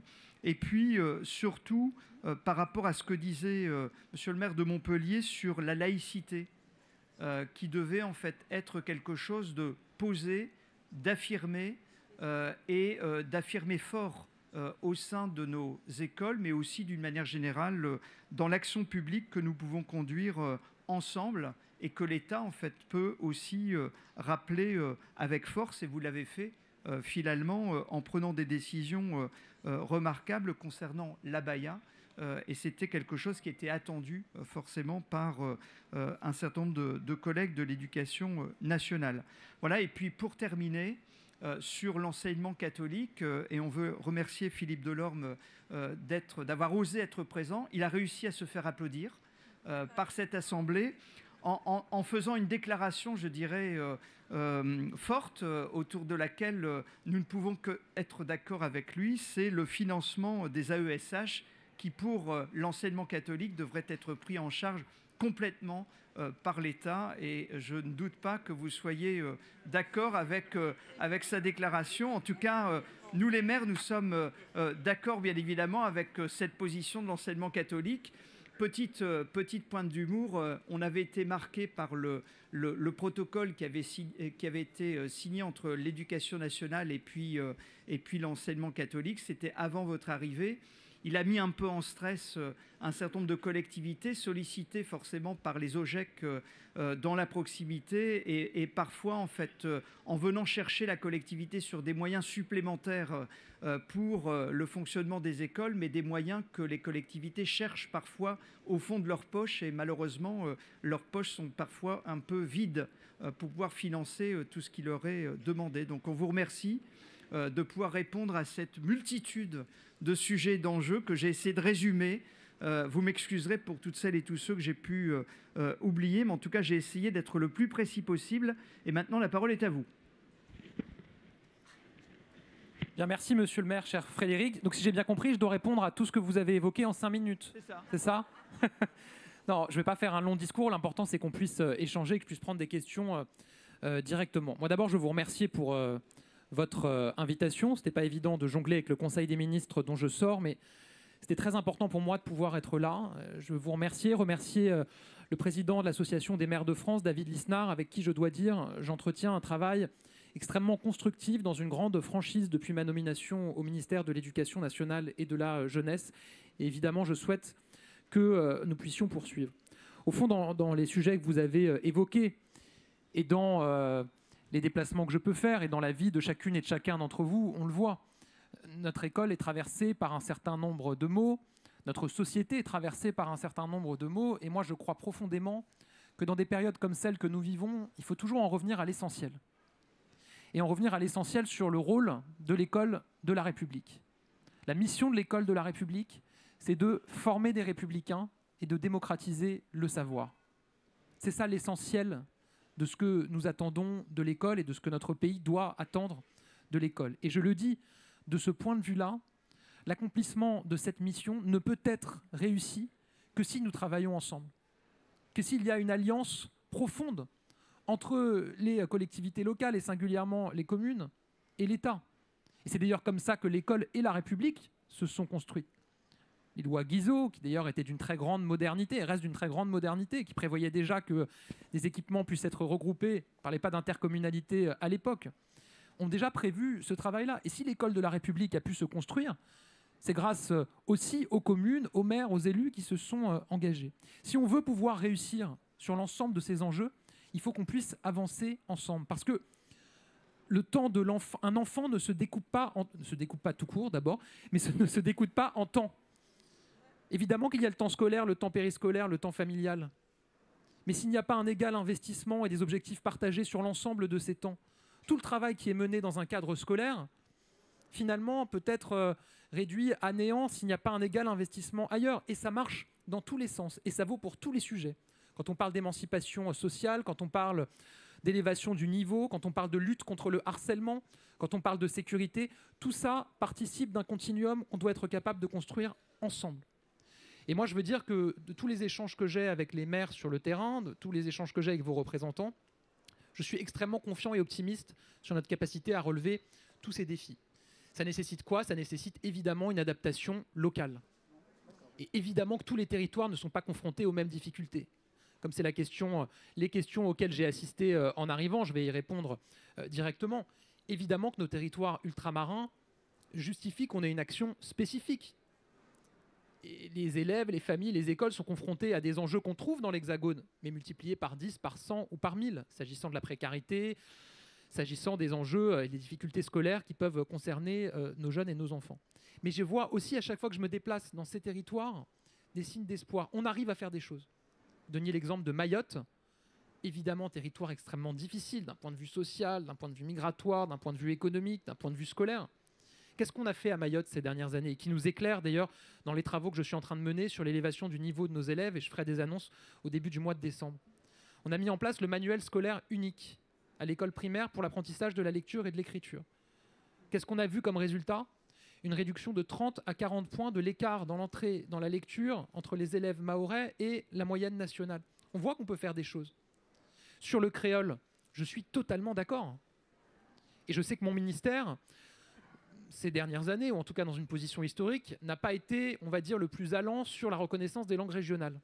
Moi, je crois profondément aux langues régionales. D'abord, je pense que c'est notre patrimoine, c'est notre culture, c'est notre histoire. Ça doit pouvoir être transmis à nos enfants. Et j'y crois aussi dans une logique de performance scolaire. C'est un non-sens d'imaginer que dans un territoire où 85% des enfants parlent créole à la maison, en ayant uniquement du français à l'école, ils vont pouvoir apprendre dans de bonnes conditions. Et là aussi, on a innové et on a vu un certain nombre de résultats à La Réunion. On a mis en place des classes bilingues, français-créole. On a expérimenté ça en maternelle. Quand on compare une classe bilingue français-créole en maternelle à La Réunion avec une classe 100% français, on constate que les élèves qui sont passés par la classe français-créole parlent mieux français que les élèves qui étaient dans la classe 100% français. Bah oui. Et donc, moi, je crois beaucoup à cette méthode-là et à cette adaptation au niveau local. Et donc, je vais insister sur 2 points de méthode et 2 éléments de méthode qui me semblent importants. D'abord, le travail qui est en train d'être mené sur la capacité à avoir une projection sur du plus long terme sur la carte scolaire. Parce que la carte scolaire qui tombe chaque année sans concertation avec les élus et qui annonce des fermetures de classes, c'est juste pas possible. Ça nuit profondément à la confiance des citoyens, de la communauté éducative envers les pouvoirs publics, tous les pouvoirs publics. Et donc, ce qui a été annoncé par la Première ministre, qui est en train de se mettre en œuvre au niveau local, et croyez bien que j'attache une importance toute particulière à ce que ce soit véritablement mis en place, c'est une instance qui permettra, en concertation entre les élus locaux et les services de l'éducation nationale, d'avoir des projections démographiques partagées, et de partager un calendrier et de partager des projections sur 3 ans sur les ouvertures et fermetures de classes. Ça me semble essentiel pour retisser la confiance. Deuxième élément de méthode très important, le CNR. Conseil national de la refondation sur l'école, appelé dans l'éducation nationale « Notre école, faisons-la ensemble », qui est pour moi une vraie révolution dans l'organisation et le fonctionnement du ministère de l'Éducation nationale. Ce n'est pas uniquement un levier de financement de dispositifs pour les élèves. C'est un changement d'état d'esprit et c'est une révolution copernicienne pour l'école. L'idée, c'est de dire qu'on doit au niveau local, dans chaque école, avoir la communauté éducative, et je mets évidemment les élus locaux dedans, en capacité de faire un diagnostic sur ce qui fonctionne et ce qui ne fonctionne pas, d'identifier des besoins pour les élèves et d'être soutenus, y compris financièrement, pour développer des projets. C'est un remarquable succès quantitatif. 11 000 projets qui ont été remontés au ministère, 4 600 qui ont été validés. À chaque fois que je me déplace, je vois de très belles réussites. J'étais encore à Saint-Onès dans l'Hérault il y a quelques jours. Des enseignants qui se sont dit, voilà, on a des problèmes en mathématiques, école primaire, on veut mettre en place un labo de maths avec des dispositifs innovants sur les mathématiques pour nos enfants. On fait notre projet. On est soutenu 30 000 € du ministère de l'Éducation nationale pour financer le projet. On a une académie, un ministère qui n'est plus là simplement pour contrôler, mais qui est là pour accompagner, qui n'est pas là pour sanctionner, mais qui est là pour conseiller. C'est une vraie révolution et je sais que si ça a été un succès quantitatif, d'un point de vue qualitatif, notamment sur la participation des élus locaux à ces travaux-là, on peut faire mieux. Voilà, on a eu l'occasion de se le dire avec la représentante des élus locaux. Donc c'est la consigne que j'ai donnée à mes services. Je ne vais pas être beaucoup plus long pour pouvoir prendre les questions, mais au fond, l'école et la mairie, c'est une histoire profondément partagée. D'ailleurs, on voit partout dans notre pays des mairies-écoles, encore, loi Guizot. Et il nous appartient tous ensemble de continuer à écrire cette histoire ensemble au service de la formation des Républicains, de la démocratisation du savoir, tout simplement au service de la République. Merci beaucoup. Merci Gabriel Attal. Alors, pour vous faciliter le travail, je vais vous proposer de procéder par salve de questions ou de remarques, par salve de 3. Ça vous va, ce rythme trinitaire? Monsieur, bonjour. Bonjour, monsieur le ministre, et bon courage.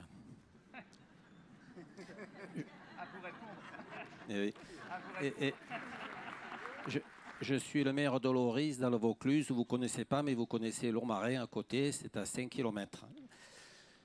Et en plus, je ne veux pas vous embêter, cette question ne dépend pas tellement de vous. J'étais travailleur social, éducateur spécialisé dans les quartiers nord de Marseille, où j'ai passé 30 ans. Et j'ai vu partir les éducateurs spécialisés, de prévention spécialisée, j'ai vu partir les animateurs, les assistantes sociales, fermer les maisons des jeunes. Je réduis, hein, bon. Donc, je vais réduire. La nature a horreur du vide. Après, il y a eu une école coranique qui faisait du soutien scolaire normal, traditionnel, souple, tranquille, il n'y a rien à dire. Mais après, il y a 2 écoles coraniques par cité. Il y en a qui font du prosélytisme. Ça ne dépend pas de vous, mais c'est quand même, tout se tient, hein, on est dans un tout. Donc, la nature a horreur du vide, il ne faut pas laisser des intégristes prendre la place du soutien scolaire. Voilà. Merci. Monsieur le ministre. Monsieur le ministre, mes chers collègues, maires et élus, Dominique Fouché, le maire de Tournefeuille, dans l'agglomération toulousaine, 29 000 habitants, 2800 élèves scolarisés. Monsieur le ministre, je voulais vous interpeller sur la scolarisation des enfants hébergés par le 115. Nous avons eu à scolariser à Tournefeuille 80 enfants, compte tenu du fait que 2 résidences hôtelières s'étaient spécialisées dans l'hébergement d'urgence. L'école est un angle mort pour l'hébergement d'urgence. Et l'hébergement d'urgence est un angle mort pour l'école. Nous n'avons aucune information préalable, aucune préparation, aucun moyen supplémentaire, si ce n'est quelques horaires, quelques heures mises à disposition par vos services.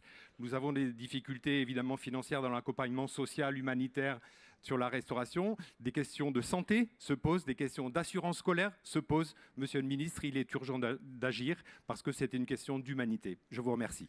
Merci à vous. Gabriel Attal, 3e intervention, la dernière de cette première salve.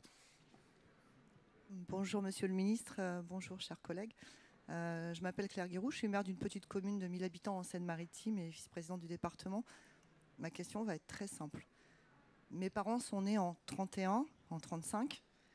Ils ont tous les 2 arrêté l'école à 14 ans, certificat d'études. Ils n'ont pas fait de formation derrière. Ils savent tous les 2 lire, écrire correctement sans faute d'orthographe et ils savent compter. Qu'est-ce qui s'est passé? Qu'est-ce qui s'est passé pour que Finissez votre phrase, je vous en prie. Hein. Je pense que c'est clair la suite. Aujourd'hui, on sait très bien qu'un gamin de 20 ans, de 15 ans, même 30 ans des fois, est incapable de faire une phrase sans faire 10 fautes d'orthographe. Il ne sait pas compter de tête, ne connaît plus ses tables de multiplication. Voilà, quoi. Donc il y a un moment, il y a un truc qui s'est passé. J'aimerais savoir quoi. À quel moment ça a dérapé? Merci beaucoup, madame. Alors, merci beaucoup pour ces 3 questions qui sont 3 questions très importantes. D'abord, je vous rejoins totalement. Si l'école, les services publics d'une manière générale qui permettent l'émancipation de nos enfants laissent de l'espace, l'espace est pris par d'autres. Et notamment par l'islamisme que vous avez évoqué, dont on a vu dramatiquement à Arras, combien ils gardaient notre école comme ennemi principal.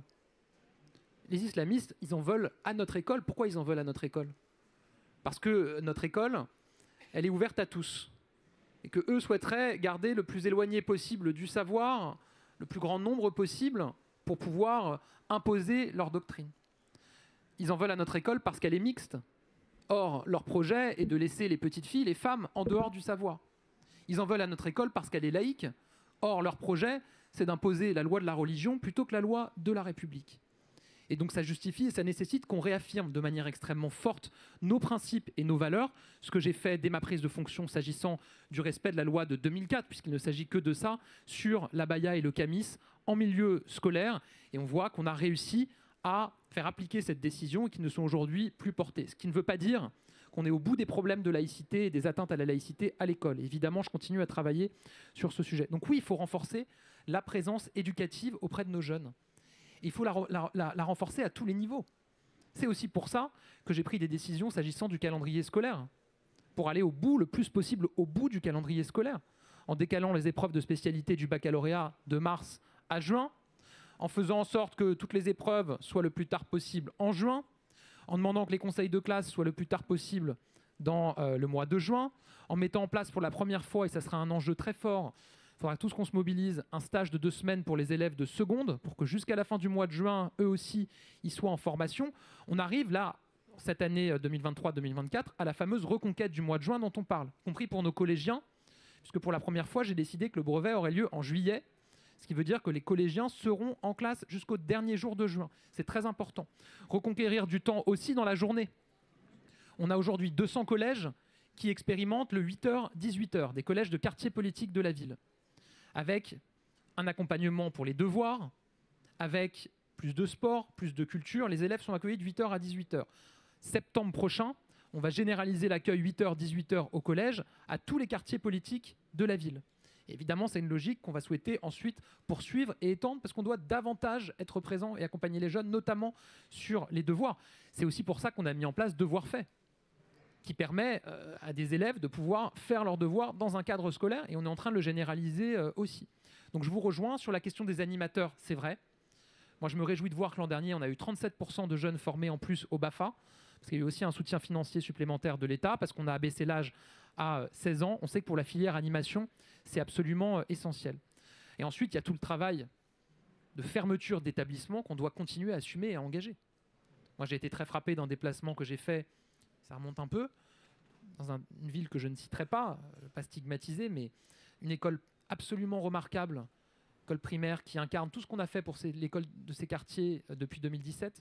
Toutes les classes dédoublées, petit déjeuner gratuit servi à tous les élèves le matin, professeurs d'une très grande qualité, on a revalorisé leurs primes. L'école avait été intégralement refaite par la commune. D'ailleurs, je vois la directrice, je lui dis ça doit être absolument formidable pour les élèves. Et elle me dit c'était formidable au début, mais il y a une association qui a ouvert, qui fait soi-disant de l'accueil aux devoirs le mercredi et le week-end, mais qui en réalité lave le cerveau des enfants. Et on n'a jamais eu autant de déscolarisation et de désinscription de l'école d'enfants, soi-disant ensuite en instruction en famille, mais qui en réalité, on le sait, sont scolarisés de manière clandestine dans cette école-là. D'où l'importance de ce qu'on a fait sur l'instruction en famille depuis, pour réduire au maximum les dévoiements, et d'où ce qu'on doit continuer à faire pour fermer ces établissements. Je passe assez vite sur... Donc deuxième question, oui, évidemment, c'est absolument majeur. Il y a 2 publics, on va dire, extrêmement vulnérables, pour lesquels, on le sait aujourd'hui, on n'est pas au niveau de ce qu'on doit faire en matière de scolarisation. C'est les enfants placés, les enfants de l'ASE, et effectivement les enfants qui sont hébergés dans l'hébergement d'urgence. Sur les enfants placés, j'ai annoncé en début de semaine, dans le cadre du comité interministériel à l'enfance, des dispositifs pour arriver à une vraie scolarité protégée. Et sur l'hébergement d'urgence, c'est ce qu'on est en train de mener. On aura l'année prochaine un moment important, à la rentrée prochaine, puisque tous les enfants sur le sol national bénéficieront désormais d'un numéro INE, qui est l'identifiant éducation nationale pour chaque élève. Ça paraît tout ça comme ça très administratif, peut-être même anecdotique, mais ça ne l'est pas du tout. Ça va vraiment simplifier le partage d'informations et la capacité à scolariser aussi vite que possible des élèves qui sont des enfants qui sont dans l'hébergement d'urgence. Il y a probablement d'autres mesures à inventer. Moi, je suis très ouvert pour qu'on puisse y travailler ensemble avec les élus qui sont les plus confrontés à ces situations. Enfin, très dur de répondre à votre... Où êtes-vous ? D'accord. Très dur de répondre à votre question en quelques instants, mais moi je considère que c'est le cœur de la mission qui est la mienne. Élever le niveau général. Élever le niveau. Assumer qu'on a le droit de viser une certaine excellence et une exigence pour nos élèves. En 2018, un élève de 4e avait le niveau d'un élève de 5e de 1995. En 23 ans, on a perdu 1 an de niveau. J'ai présenté la semaine dernière les résultats des évaluations nationales qu'on réalise désormais, et on le doit notamment à Jean-Michel Blanquer qui avait mis en place ces évaluations. CP, CE1, CM1, 6e, 4e, seconde, on a des évaluations nationales, ce qui permet de savoir le niveau individuel de chacun et de personnaliser les apprentissages et d'avoir une photographie du niveau général. Que nous disent ces évaluations ? D'abord, il y a un signe d'espoir. Je pense que c'est toujours important de regarder aussi ça, sinon on fait tous autre chose. Si on ne croyait pas qu'on pouvait changer les choses, on ferait tous différemment. En tout cas, moi, ça serait mon cas. Je sais que pour vous aussi, je fais partie des quelques membres du gouvernement qui sont élus locaux. Je suis conseiller municipal dans ma commune depuis 10 ans. Je sais ce que donnent les élus locaux, les maires sur le terrain. Donc, on croit qu'on peut changer les choses et on le voit. On a fait une énorme priorité depuis 2017 pour l'école primaire, notamment sur la lecture, l'écriture et le calcul, et notamment pour les quartiers les plus difficiles où il y a le plus d'écart. Qu'est-ce qu'on voit? Que tout l'investissement qui a été mis depuis 2017 pour le premier degré, qui est inédit dans notre histoire, commence à porter ses fruits. Il y avait en 2017 un élève sur 3 qui rentrait en 6e sans savoir lire, écrire et compter correctement. On est là en 2023 à 1 sur 4. Alors ça reste beaucoup trop. Mais enfin, on voit que pour la première fois depuis très longtemps, ça s'améliore. Et que la génération 2017, celle qui entrait en CP quand le président de la République a été élu et qu'on a réinvesti massivement sur le primaire, et qui rentre en 6e cette année, elle s'en sort mieux que la génération 2012 et la génération 2007. Ça veut dire quoi? Ça veut dire qu'il faut poursuivre. Et notamment poursuivre au collège, parce que là, on a vu les résultats absolument édifiants. On voit que le collège ne parvient pas à réduire les écarts qu'on constate à l'entrée en 6e. En 4e, songez bien qu'un élève sur 4 n'a pas le niveau attendu en lecture pour un élève de CM2. De CM2. Donc, j'ai lancé un travail depuis 2 mois de concertation avec les enseignants. Et d'ailleurs, je veux saluer 250 000 enseignants qui ont répondu au questionnaire que j'ai envoyé, avec les organisations syndicales, avec un certain nombre d'experts. J'annoncerai le 5 décembre des mesures pour élever le niveau et notamment pour investir massivement sur le collège. Et je le dis, je n'ai aucun tabou. J'ai ouvert un certain nombre de débats. J'ai vu que ça faisait débat, notamment certaines organisations syndicales qui s'y opposaient, et notamment la question de groupes de niveau en français et en mathématiques au collège. Je le dis, mais parce que les enseignants me le disent sur le terrain. On ne peut plus avoir dans la même classe, en français, en mathématiques, des élèves qui savent parfaitement lire et des élèves qui ne savent pas lire, puisqu'à la fin, plus personne ne progresse. Et ça tire tout le monde vers le bas. Donc moi, j'assume de dire qu'on doit revoir notre organisation si on veut vraiment élever le niveau général. C'est ça la mission de l'école, c'est ma mission. Donc pour répondre à votre question, qu'est-ce qui s'est passé? Moi, je ne suis pas là pour donner des leçons au passé, à mes prédécesseurs, je suis là pour regarder de l'avant. Et je crois profondément, parce que c'est ce qu'on est en train de voir, notamment à l'entrée en 6e, qu'on peut redresser la barre. On peut reprendre les choses en main et c'est, vous l'aurez compris, ce que je souhaite faire dans les mois à venir. Merci. Merci. Il est 12h23. Cher public, il est 12h23. On a 7 minutes encore avec Monsieur le ministre, d'après son cabinet. Moi, j'ai plus de temps, si vous voulez. Alors, il faudrait que le cabinet... Alors, Madame tout d'abord, et Monsieur ensuite, et puis une troisième question pour la parité, j'égaliserai les choses. Bonjour, Monsieur le ministre. Un grand merci d'être parmi nous. Donc, Maria Paz... Ici. Oui, là. Ici. Donc, je suis maire adjointe d'une toute petite commune dans la périphérie des Dijon. Et donc, je vous remercie de mesures, parce que je suis aussi professeur d'espagnol à Dijon même. Donc, je vous remercie de toutes les mesures que vous nous avez brillamment résumées pour les secondaires en ce qui concerne voilà, les calendriers scolaires, la reconquête des mois de juin. Mais je voudrais simplement ici, en tant que représentante d'une toute petite commune, parce que je pense qu'ici, on est la grande majorité des maires qui sont ici ou des adjoints sont des toutes petites communes, simplement vous demander qu'est-ce que l'éducation nationale peut faire pour que nous puissions améliorer la qualité de notre service périscolaire, parce qu'il y a une grande différence, nous, qui on est en périurbaine, entre les services qui propose la ville de Dijon et que nous, on peut proposer par manque de moyens, simplement. Et aussi, une petite précision pour finir, c'est par rapport à les ASH. Évidemment que les statuts des ASH, il doit changer. Évidemment que les statuts des ASH, il doit être complété par des services dans les périscolaires. Mais moi, je parle ici maintenant des publics, de l'école publique et laïque. Donc, c'est un grand effort dans nos petites communes de faire porter sur nous le financement de cette partie de la rémunération des ASH. Je vous remercie beaucoup. Merci, Monsieur le ministre. Derrière vous, s'il vous plaît. Derrière vous. Bonjour, oui, monsieur. Bonjour, Monsieur le ministre. Bonjour, cher maire. Flavien Fouet. Donc, je suis CPE au collège dans une commune en Guyane, à Grand-Santi plus précisément. Et ma question, c'est plutôt autour des moyens dans les établissements scolaires. Alors nous, en termes d'équipement à la mairie, nous sommes très très bien accompagnés par les services de l'État, mais le problème se pose plutôt au niveau des enseignants à la rentrée. Là, pour les vacances de Toussaint, quand nous sommes partis, nous avions encore beaucoup de classes dans les écoles où il n'y avait pas de professeurs nommés et où les élèves étaient encore à la maison. Même à la rentrée de novembre, nous avions encore ces problèmes-là. Alors c'est vrai que les communes du fleuve sont compliquées parce que très isolées et difficultés d'accès. Mais plus généralement, ma question rejoint la question qui a été posée par la collègue concernant le niveau des élèves. On se rend compte que les élèves sur le fleuve cumulent beaucoup de difficultés, mais il manque des moyens pour les accompagner, notamment les psy-EN ou les personnes pour détecter les difficultés des élèves et justement les mettre dans des bons dispositifs.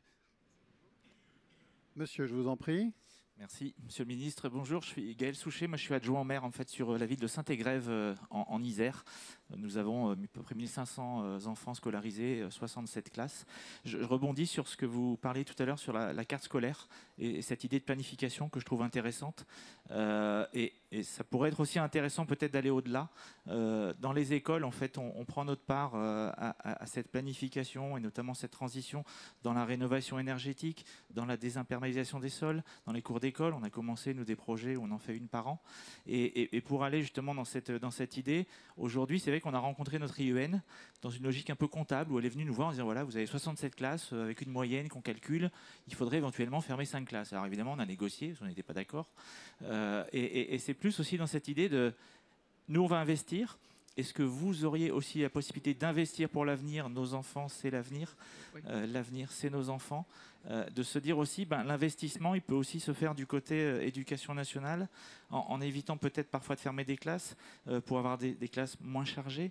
Donc maintenir ce niveau d'enseignants finalement et sortir un peu de cette logique des fois un peu comptable pour permettre non seulement peut-être d'avoir des classes moins chargées partout, qui permettra aussi peut-être d'arriver peut-être à améliorer ce fameux niveau qu'on veut remonter, et puis aussi avoir ce réservoir aussi d'enseignants, puisqu'on a aussi cette difficulté parfois d'avoir des enseignants et des remplacements d'enseignants quand on a des absences qui durent un peu longtemps, et c'est également une difficulté. Voilà, je vous remercie. Merci. Gabriel Attal, il est 12h28. J'ai encore 2 questions et plein d'autres. Que souhaitez-vous faire? Je sais pas, on a la salle jusqu'à... 12h45, 13. Bon, très bien, on peut aller jusqu'à 12... Je vois mon cabinet qui s'agite en disant que ça a l'air compliqué. Mais... En effet. Non, mais on peut reprendre Très bien, donc là. 3 questions, là, vous les avez notées, et après une nouvelle séquence. On fait comme ça. Bon, sur le périscolaire, j'ai dit tout à l'heure notamment ce qu'on faisait en matière d'investissement pour la formation d'animateurs, parce que je sais que c'est un problème pour beaucoup de communes. Et ce qu'on a réussi à faire, je crois, l'an dernier sur le BAFA, il faut qu'on continue à le porter pour que vous puissiez avoir davantage vous puissiez être davantage outillés en termes humains pour le faire. Sur les AESH, bon. L'école inclusive, c'est un enjeu absolument majeur aujourd'hui, et je le sais partout sur le terrain. Là aussi, on a quand même fait un certain nombre de progrès depuis 2017. On accueille beaucoup plus d'élèves, 475 000 élèves en situation de handicap qui sont accueillis, parce qu'on a recruté beaucoup d'AESH. C'est désormais le 2e métier de l'éducation nationale, elles sont 135 000. On a fait des progrès donc d'un point de vue quantitatif. Maintenant, il faut qu'on arrive à faire des progrès d'un point de vue qualitatif sur la qualité de l'accueil. Moi, je le dis, je suis préoccupé quand je me déplace, que j'échange avec des professeurs des écoles, des directeurs d'école, par parfois l'épuisement, la difficulté, le sentiment d'être dépassé par l'accueil d'élèves en situation de handicap. Ça veut dire qu'il faut qu'on continue à recruter pour les accompagner, continuer à déprécariser aussi le métier d'AESH. Je rappelle qu'en 2017, les AESH étaient recrutés sur des contrats assez précaires, en contrat aidé. En cette rentrée, on en a 60% qui sont en CDI. On les a augmentés à la rentrée de 10 à 13%, ce qui fait sur un salaire de 800 € par mois en moyenne, évidemment peu. Donc tout l'enjeu, c'est d'arriver à ce qu'elles puissent faire davantage d'heures et faire un temps complet pour améliorer leur rémunération. Et c'est notamment sur le temps de la pause méridienne qu'on peut y arriver.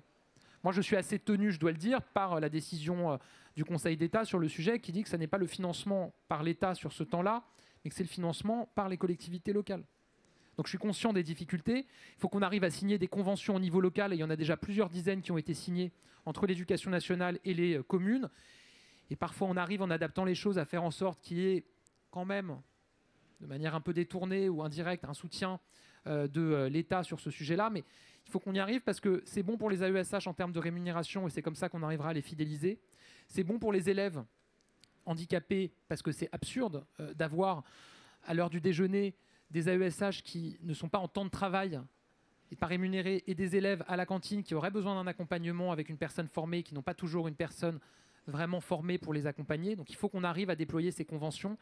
Et nous, en tout cas, on est très ouverts. Mes services, c'est la consigne que je leur ai donnée, à adapter les choses pour que ça soit le plus facile possible pour les communes, y compris d'un point de vue financier, même si, encore une fois, on est tenu par une décision de justice. On va continuer à avancer.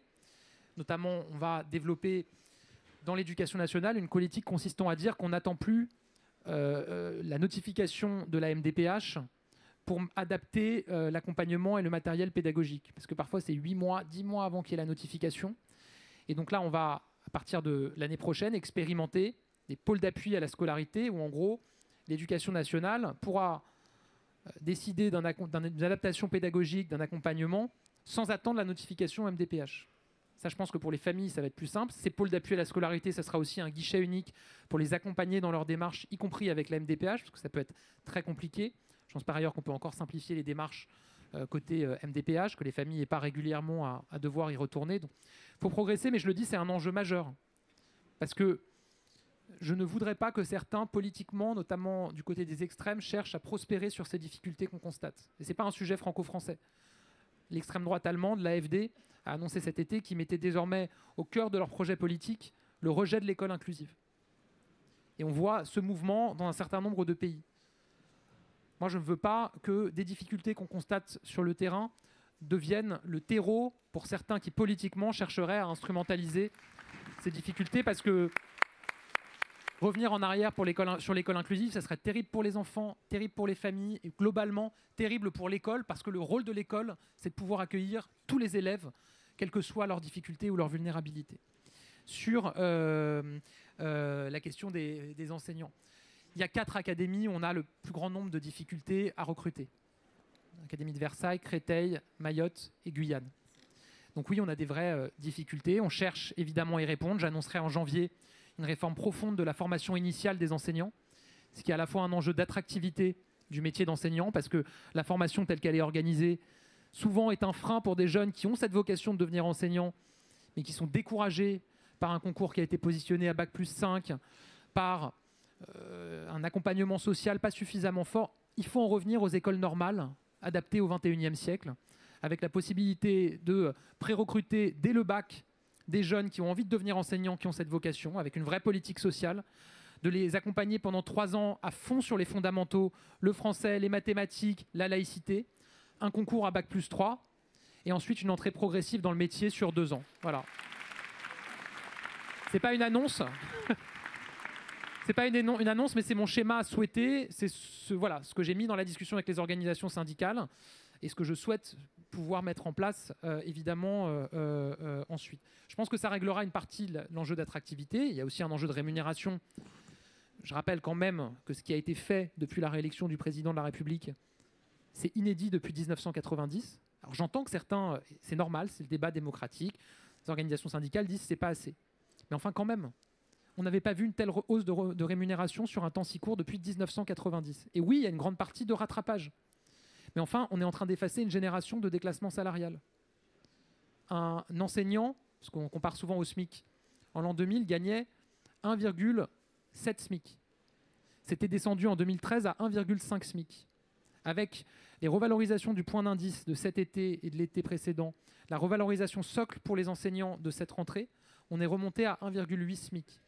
Donc on voit qu'on est en train d'effacer un recul de rémunération qu'il y a eu ces dernières décennies. On est maintenant, pour les débuts de carrière, au-dessus de la moyenne de l'OCDE. Il y a 3 ans, un enseignant en début de carrière gagnait autour de 1 700 € nets par mois. C'est 2 100 € nets par mois maintenant. 400 € de plus en quelques années seulement. On est au-dessus de la moyenne de l'OCDE pour les fins de carrière. Maintenant, l'enjeu, c'est les milieux de carrière. C'est vrai qu'il y a encore un retrait. Et par ailleurs, c'est un enjeu de motivation aussi pour des enseignants quand ils arrivent au milieu de la carrière, il n'y a plus trop de progression. Donc là, on est en train d'y travailler aussi avec les organisations syndicales, voir comment on peut mettre davantage de progression. Sur les questions d'attractivité de métier, évidemment que tous les personnels sanitaires, notamment, vous en avez parlé, médecine scolaire, c'est un véritable enjeu, qui n'est pas tant là, qui n'est pas un enjeu de création de postes ou de budget. Les postes sont ouverts, mais un enjeu d'attractivité de ces métiers. 45% des postes de médecins scolaires sont vacants aujourd'hui dans nos établissements. Là, je ne sais pas si la question de la rémunération est le seul sujet. On a augmenté de 20% la rémunération des médecins scolaires depuis 2020. Ils ont maintenant accès aux primes REP plus, comme les enseignants dans ces quartiers. Ça n'a pas produit beaucoup d'effets. On manque de médecins d'une manière générale. Ce n'est pas à vous que je vais l'apprendre, c'est le premier sujet auquel vous êtes confrontés. Donc tant qu'on manquera de médecins, on manquera de médecins dans nos écoles. Évidemment, dans quelques années, on verra, j'espère, l'effet des mesures qui ont été prises sur le numerus clausus et ça se traduira dans nos établissements scolaires. En attendant, moi je crois qu'on doit arriver à avoir une vraie coopération au niveau local et c'est là où les élus locaux ont un vrai rôle. Vu qu'on manque de professionnels, il faut qu'on arrive à avoir davantage de temps partagé. Et je pense que c'est aussi un levier d'attractivité pour les professionnels.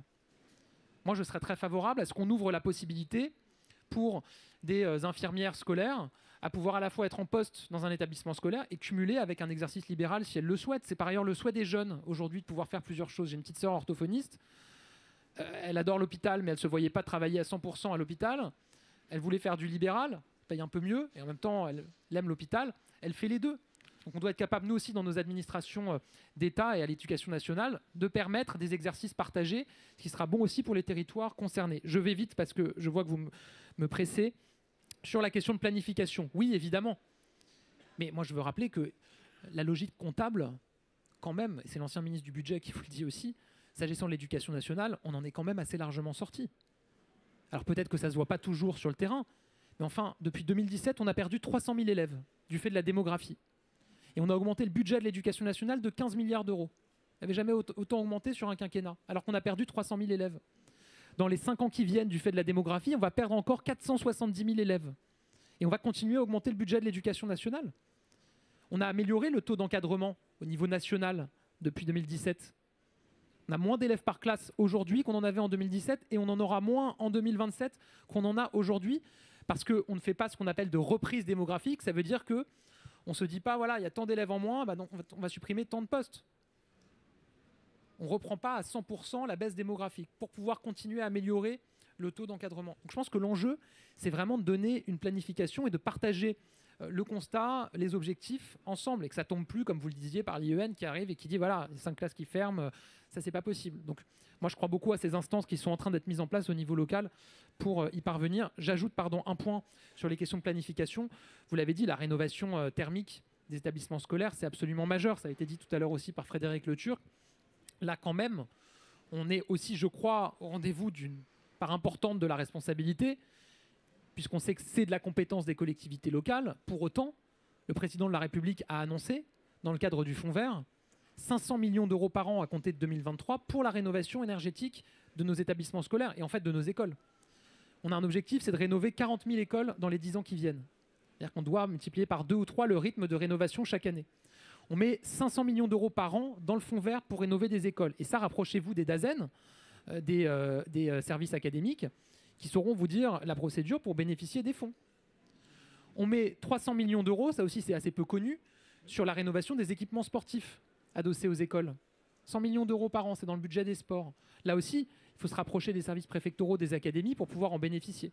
Donc oui, cette question de la planification, elle est essentielle. Et si on est au rendez-vous de cette responsabilité, c'est d'abord un enjeu de bien-être pour nos élèves et pour nos enseignants. On n'apprend pas dans de bonnes conditions, on ne transmet pas dans de bonnes conditions si on a trop chaud l'été et trop froid l'hiver dans un établissement scolaire. C'est un enjeu aussi de planification écologique. Si on veut atteindre nos objectifs en matière de réduction des émissions de CO2, il faut rénover nos bâtiments publics. Et la moitié des bâtiments publics, c'est des bâtiments scolaires. Donc saisissez-vous aussi de ces budgets et de ces outils qui sont mis à disposition des collectivités locales. Alors, je vous propose 3 nouvelles questions. Et je ne peux pas satisfaire tout le monde, hein. La salle est incandescente, monsieur le maire. Monsieur le ministre, pardon. D'une part, madame et madame. Bonjour, monsieur le ministre. Dans le contexte, Jordana Harris du WWF, dans le contexte d'urgence climatique et de déclin sans précédent de la biodiversité, c'est aussi la mission de l'école de former les enfants aux défis qu'ils auront à relever, qu'ils ont déjà à relever. Et pourtant, l'éducation à l'environnement ne fait pas partie de vos attributions, alors que celle aux usages du numérique, par exemple, l'est. Et sans politique publique dédiée, eh bien, pas de données. Et la dernière fois, par exemple, qu'on a eu des données sur les classes découvertes, on a découvert qu'elles ont diminué de moitié. Et aujourd'hui, ce sont donc des collectivités pionnières, des maires et des enseignants volontaires qui agissent. Donc plusieurs propositions dans l'enceinte de l'école. Généralisons les potagers pour l'éducation au vivant et à l'alimentation. Dans la commune, développons la classe scolaire et dans le pays, régénéralisons les classes découvertes aussi pour rétablir le lien entre urbain et rural. Et profitons dès aujourd'hui, puisque vous en avez parlé, des 10 000 écoles à rénover, des travaux sur la rénovation énergétique pour redévelopper aussi ce contact à la nature et à la biodiversité. Voilà, plutôt suggestion que question, madame, s'il vous plaît. Monsieur le ministre, madame Bellamy, maire d'une petite commune de 1100 habitants, présidente de l'association des maires de la Vienne et conseillère départementale. Voilà, tout cumulé, mais je vois sur tout le territoire, nous avons 266 communes, dont 103 communes profitent jusqu'à aujourd'hui du fonds de péréquation voilà, périscolaire. Pouvons-nous espérer une pérennisation ? Voilà, et Monsieur Attal, je vous propose derrière vous, s'il vous plaît, de proposer cette dernière question pour respecter aussi les attentes de votre cabinet. Madame le maire. Bonjour, oui. Bonjour. Madame le maire, Monsieur Attal, Monsieur le ministre, messieurs les élus, je voulais juste intervenir donc, pour deux petites choses. J'ai la chance de faire à mon image les deux plus beaux métiers du monde. Je suis maire depuis très peu d'une petite commune dans le Jura, Parcé, qui fait à peu près 1000 habitants, que je vous invite d'ailleurs à venir visiter, qui est très jolie. Tout comme les autres. Et on a d'énormes difficultés. Pourtant, j'ai une équipe très, très solidaire et très active à mes côtés. On a d'énormes difficultés à investir pour justement notre école. Nous sommes actuellement dans le projet de rénovation de l'école, éventuellement un RPI avec les villages, puisqu'on a effectivement des baisses d'effectifs comme partout. Et donc, on a des grosses difficultés à obtenir ces subventions et monter nos plans de financement. Donc la première des choses, c'est est-ce que effectivement ce fonds vert va vraiment être attribué à toutes les écoles et non pas comme il a été dit l'année dernière aussi quand on dépose des projets, puisqu'il nous a été refusé l'année dernière pour la rénovation énergétique au niveau de l'éclairage public parce qu'on avait déjà eu la DETR, voilà, alors qu'on m'avait dit que les deux étaient possibles. Et puis le deuxième plus beau métier que je fais également, c'est professeur des écoles. Donc je suis effectivement bien placée aujourd'hui, à mon sens, pour vous dire que je pense, et Madame le disait tout à l'heure, que oui, le niveau a évolué, a grandement changé et baissé. Et je pense qu'en fait, on a un petit peu oublié d'écouter les enseignants. Voilà. Depuis quelques années, les enseignants ont été un peu oubliés. On a oublié de les écouter en haut. Et il faudrait redescendre un petit peu sur le terrain et revoir un petit peu ce qui se passe. Baisser les classes, le nombre d'élèves dans les classes, ça c'est important parce qu'on a de plus en plus d'élèves en difficulté, donc il faut qu'on s'en occupe. Pour s'en occuper, il faut moins d'élèves. Et puis avoir un accompagnement un peu plus important. Donc je suis ravie que vous ayez parlé de l'école normale et de revenir sur la formation parce que je pense que également c'est un peu la clé. Donc je voulais savoir si réellement, avec cette enquête, les enseignants allaient être écoutés. Merci Madame. Pardon pour ceux qui n'auront pas pu poser de questions ou faire de commentaires. Je vous propose, Monsieur, encore deux autres, vous êtes dans cette capacité. Alors, il y a Monsieur, je vais faire de la parité inversée. Monsieur et Monsieur. Monsieur le ministre, bonjour et merci. Oui, je vais être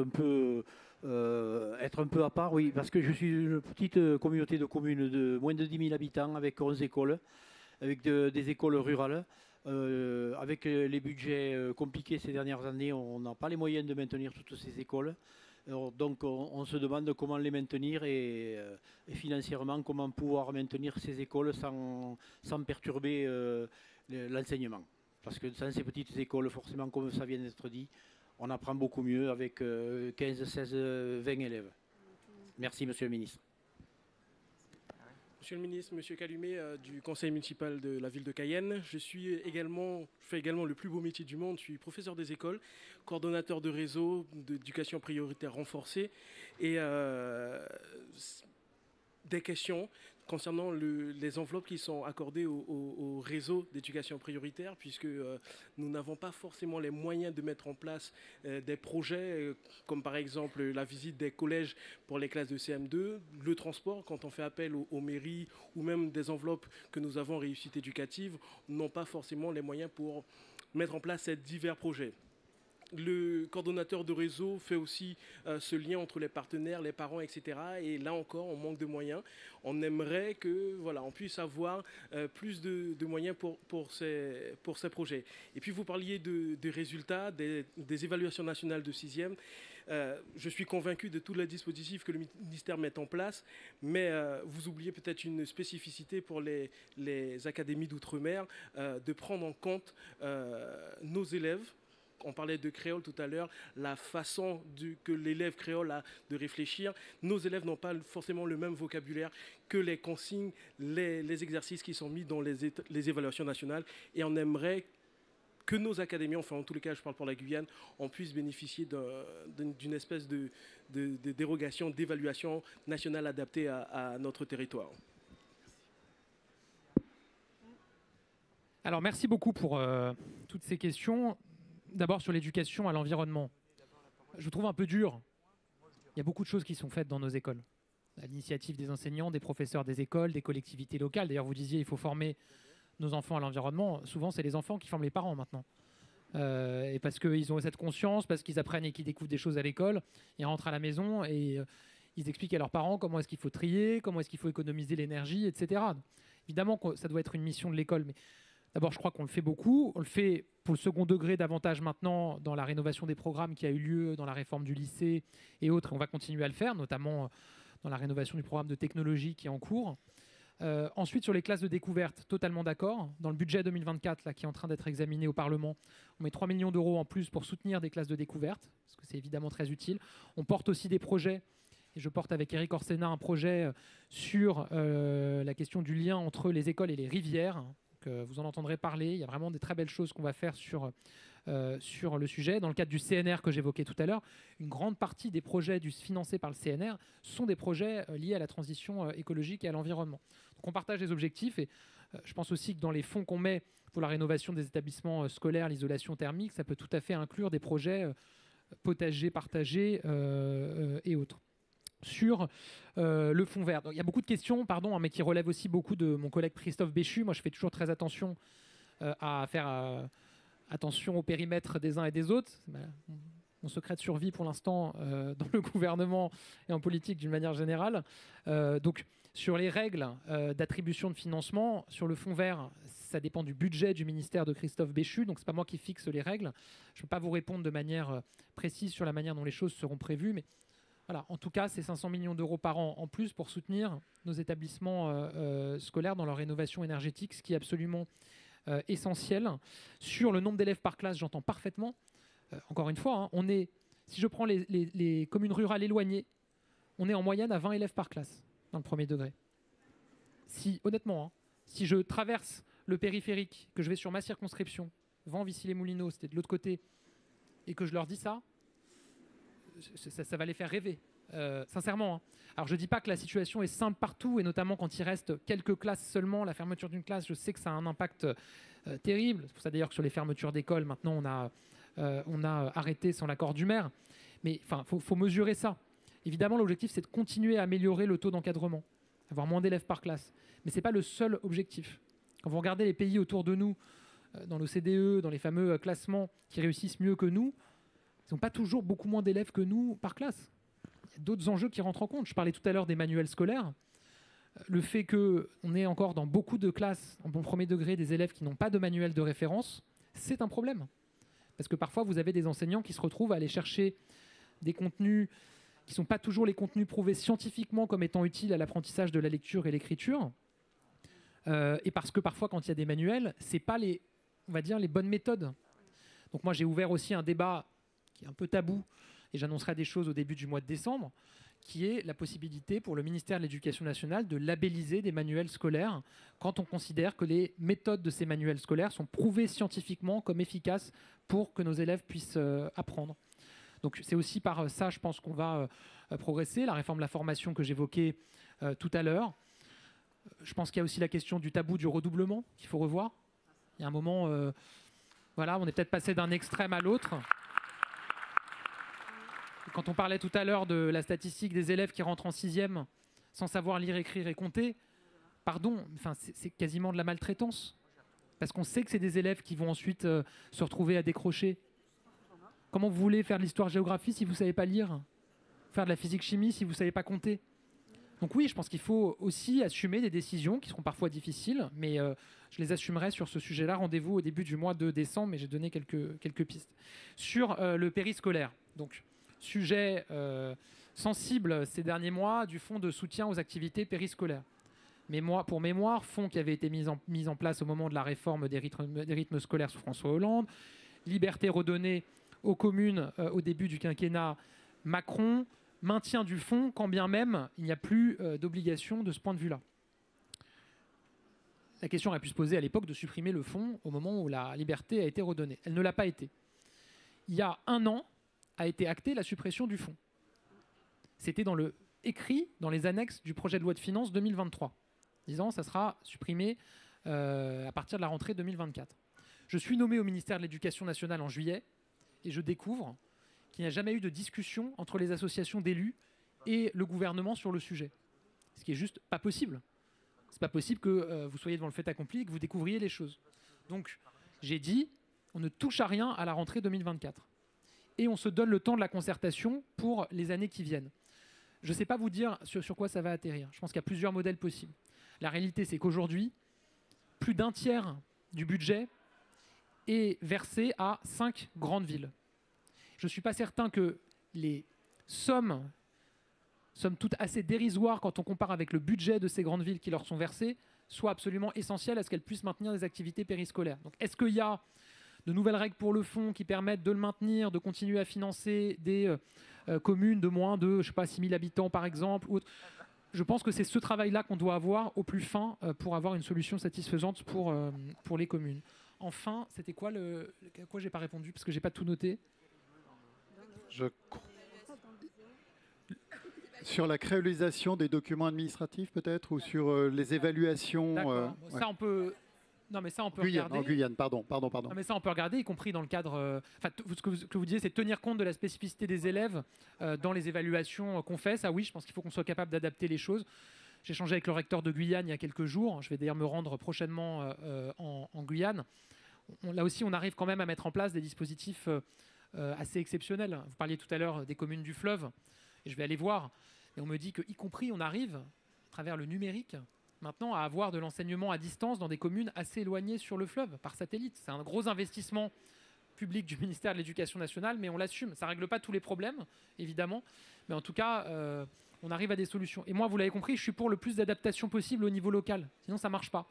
Évidemment que l'éducation, elle est nationale, et elle est nationale parce que, encore une fois, on forme des républicains, on démocratise le savoir. Une fois qu'on a dit ça, pour assumer l'entièreté de cette mission et l'assumer le plus efficacement possible pour tous les élèves de France, ça nécessite de pouvoir adapter les choses à la réalité de chaque territoire. C'est ma philosophie et je souhaite pouvoir construire tout ça avec vous. Merci beaucoup. Delphine Labalze vous salue, ainsi que Frédéric Le Turc. C'est le moment. Delphine, quelques mots. Attendez. Merci. Mesdames et messieurs, merci beaucoup pour votre écoute et votre attention sur ce long atelier. Je remercie évidemment l'ensemble des intervenants qui se sont joints à nous aujourd'hui pour animer cette table ronde. Monsieur le ministre, merci beaucoup. Les maires de France étaient ravis de vous accueillir. Je vais quand même en guise de conclusion vous faire part de 2 remarques. La première, la question de la labellisation des manuels scolaires, c'est une question que nous avons formulée lors de notre audition auprès des parlementaires il y a quelques semaines de là, et c'est une bonne nouvelle pour nous de nous aiguiller dans l'acquisition de ces manuels. En revanche, évidemment, les villes qui ne sont pas dans les 5 plus grandes villes de France, probablement qui maintiennent l'organisation du temps scolaire réglementaire à 4 jours et demi, ont absolument besoin de ce fonds pour continuer à le faire. Voilà, merci beaucoup pour votre écoute et à très bientôt. Et pour terminer, le titre, c'était « L'école se transforme et se transformera avec les maires ». Je pense que c'est la conclusion de cette table ronde. Je voulais vous remercier en fait d'avoir accepté été ce débat très ouvert. On a compris que vous étiez convaincu de la position centrale de l'école dans la réussite des communes, que la laïcité, c'était un sujet que nous partagions, que la confiance, c'était un travail aussi auquel vous atteliez, que l'attractivité, c'était un enjeu pour tout le monde, et que le pragmatisme faisait partie de votre philosophie. On vous remercie de votre participation et on vous donne rendez-vous l'an prochain. Merci beaucoup.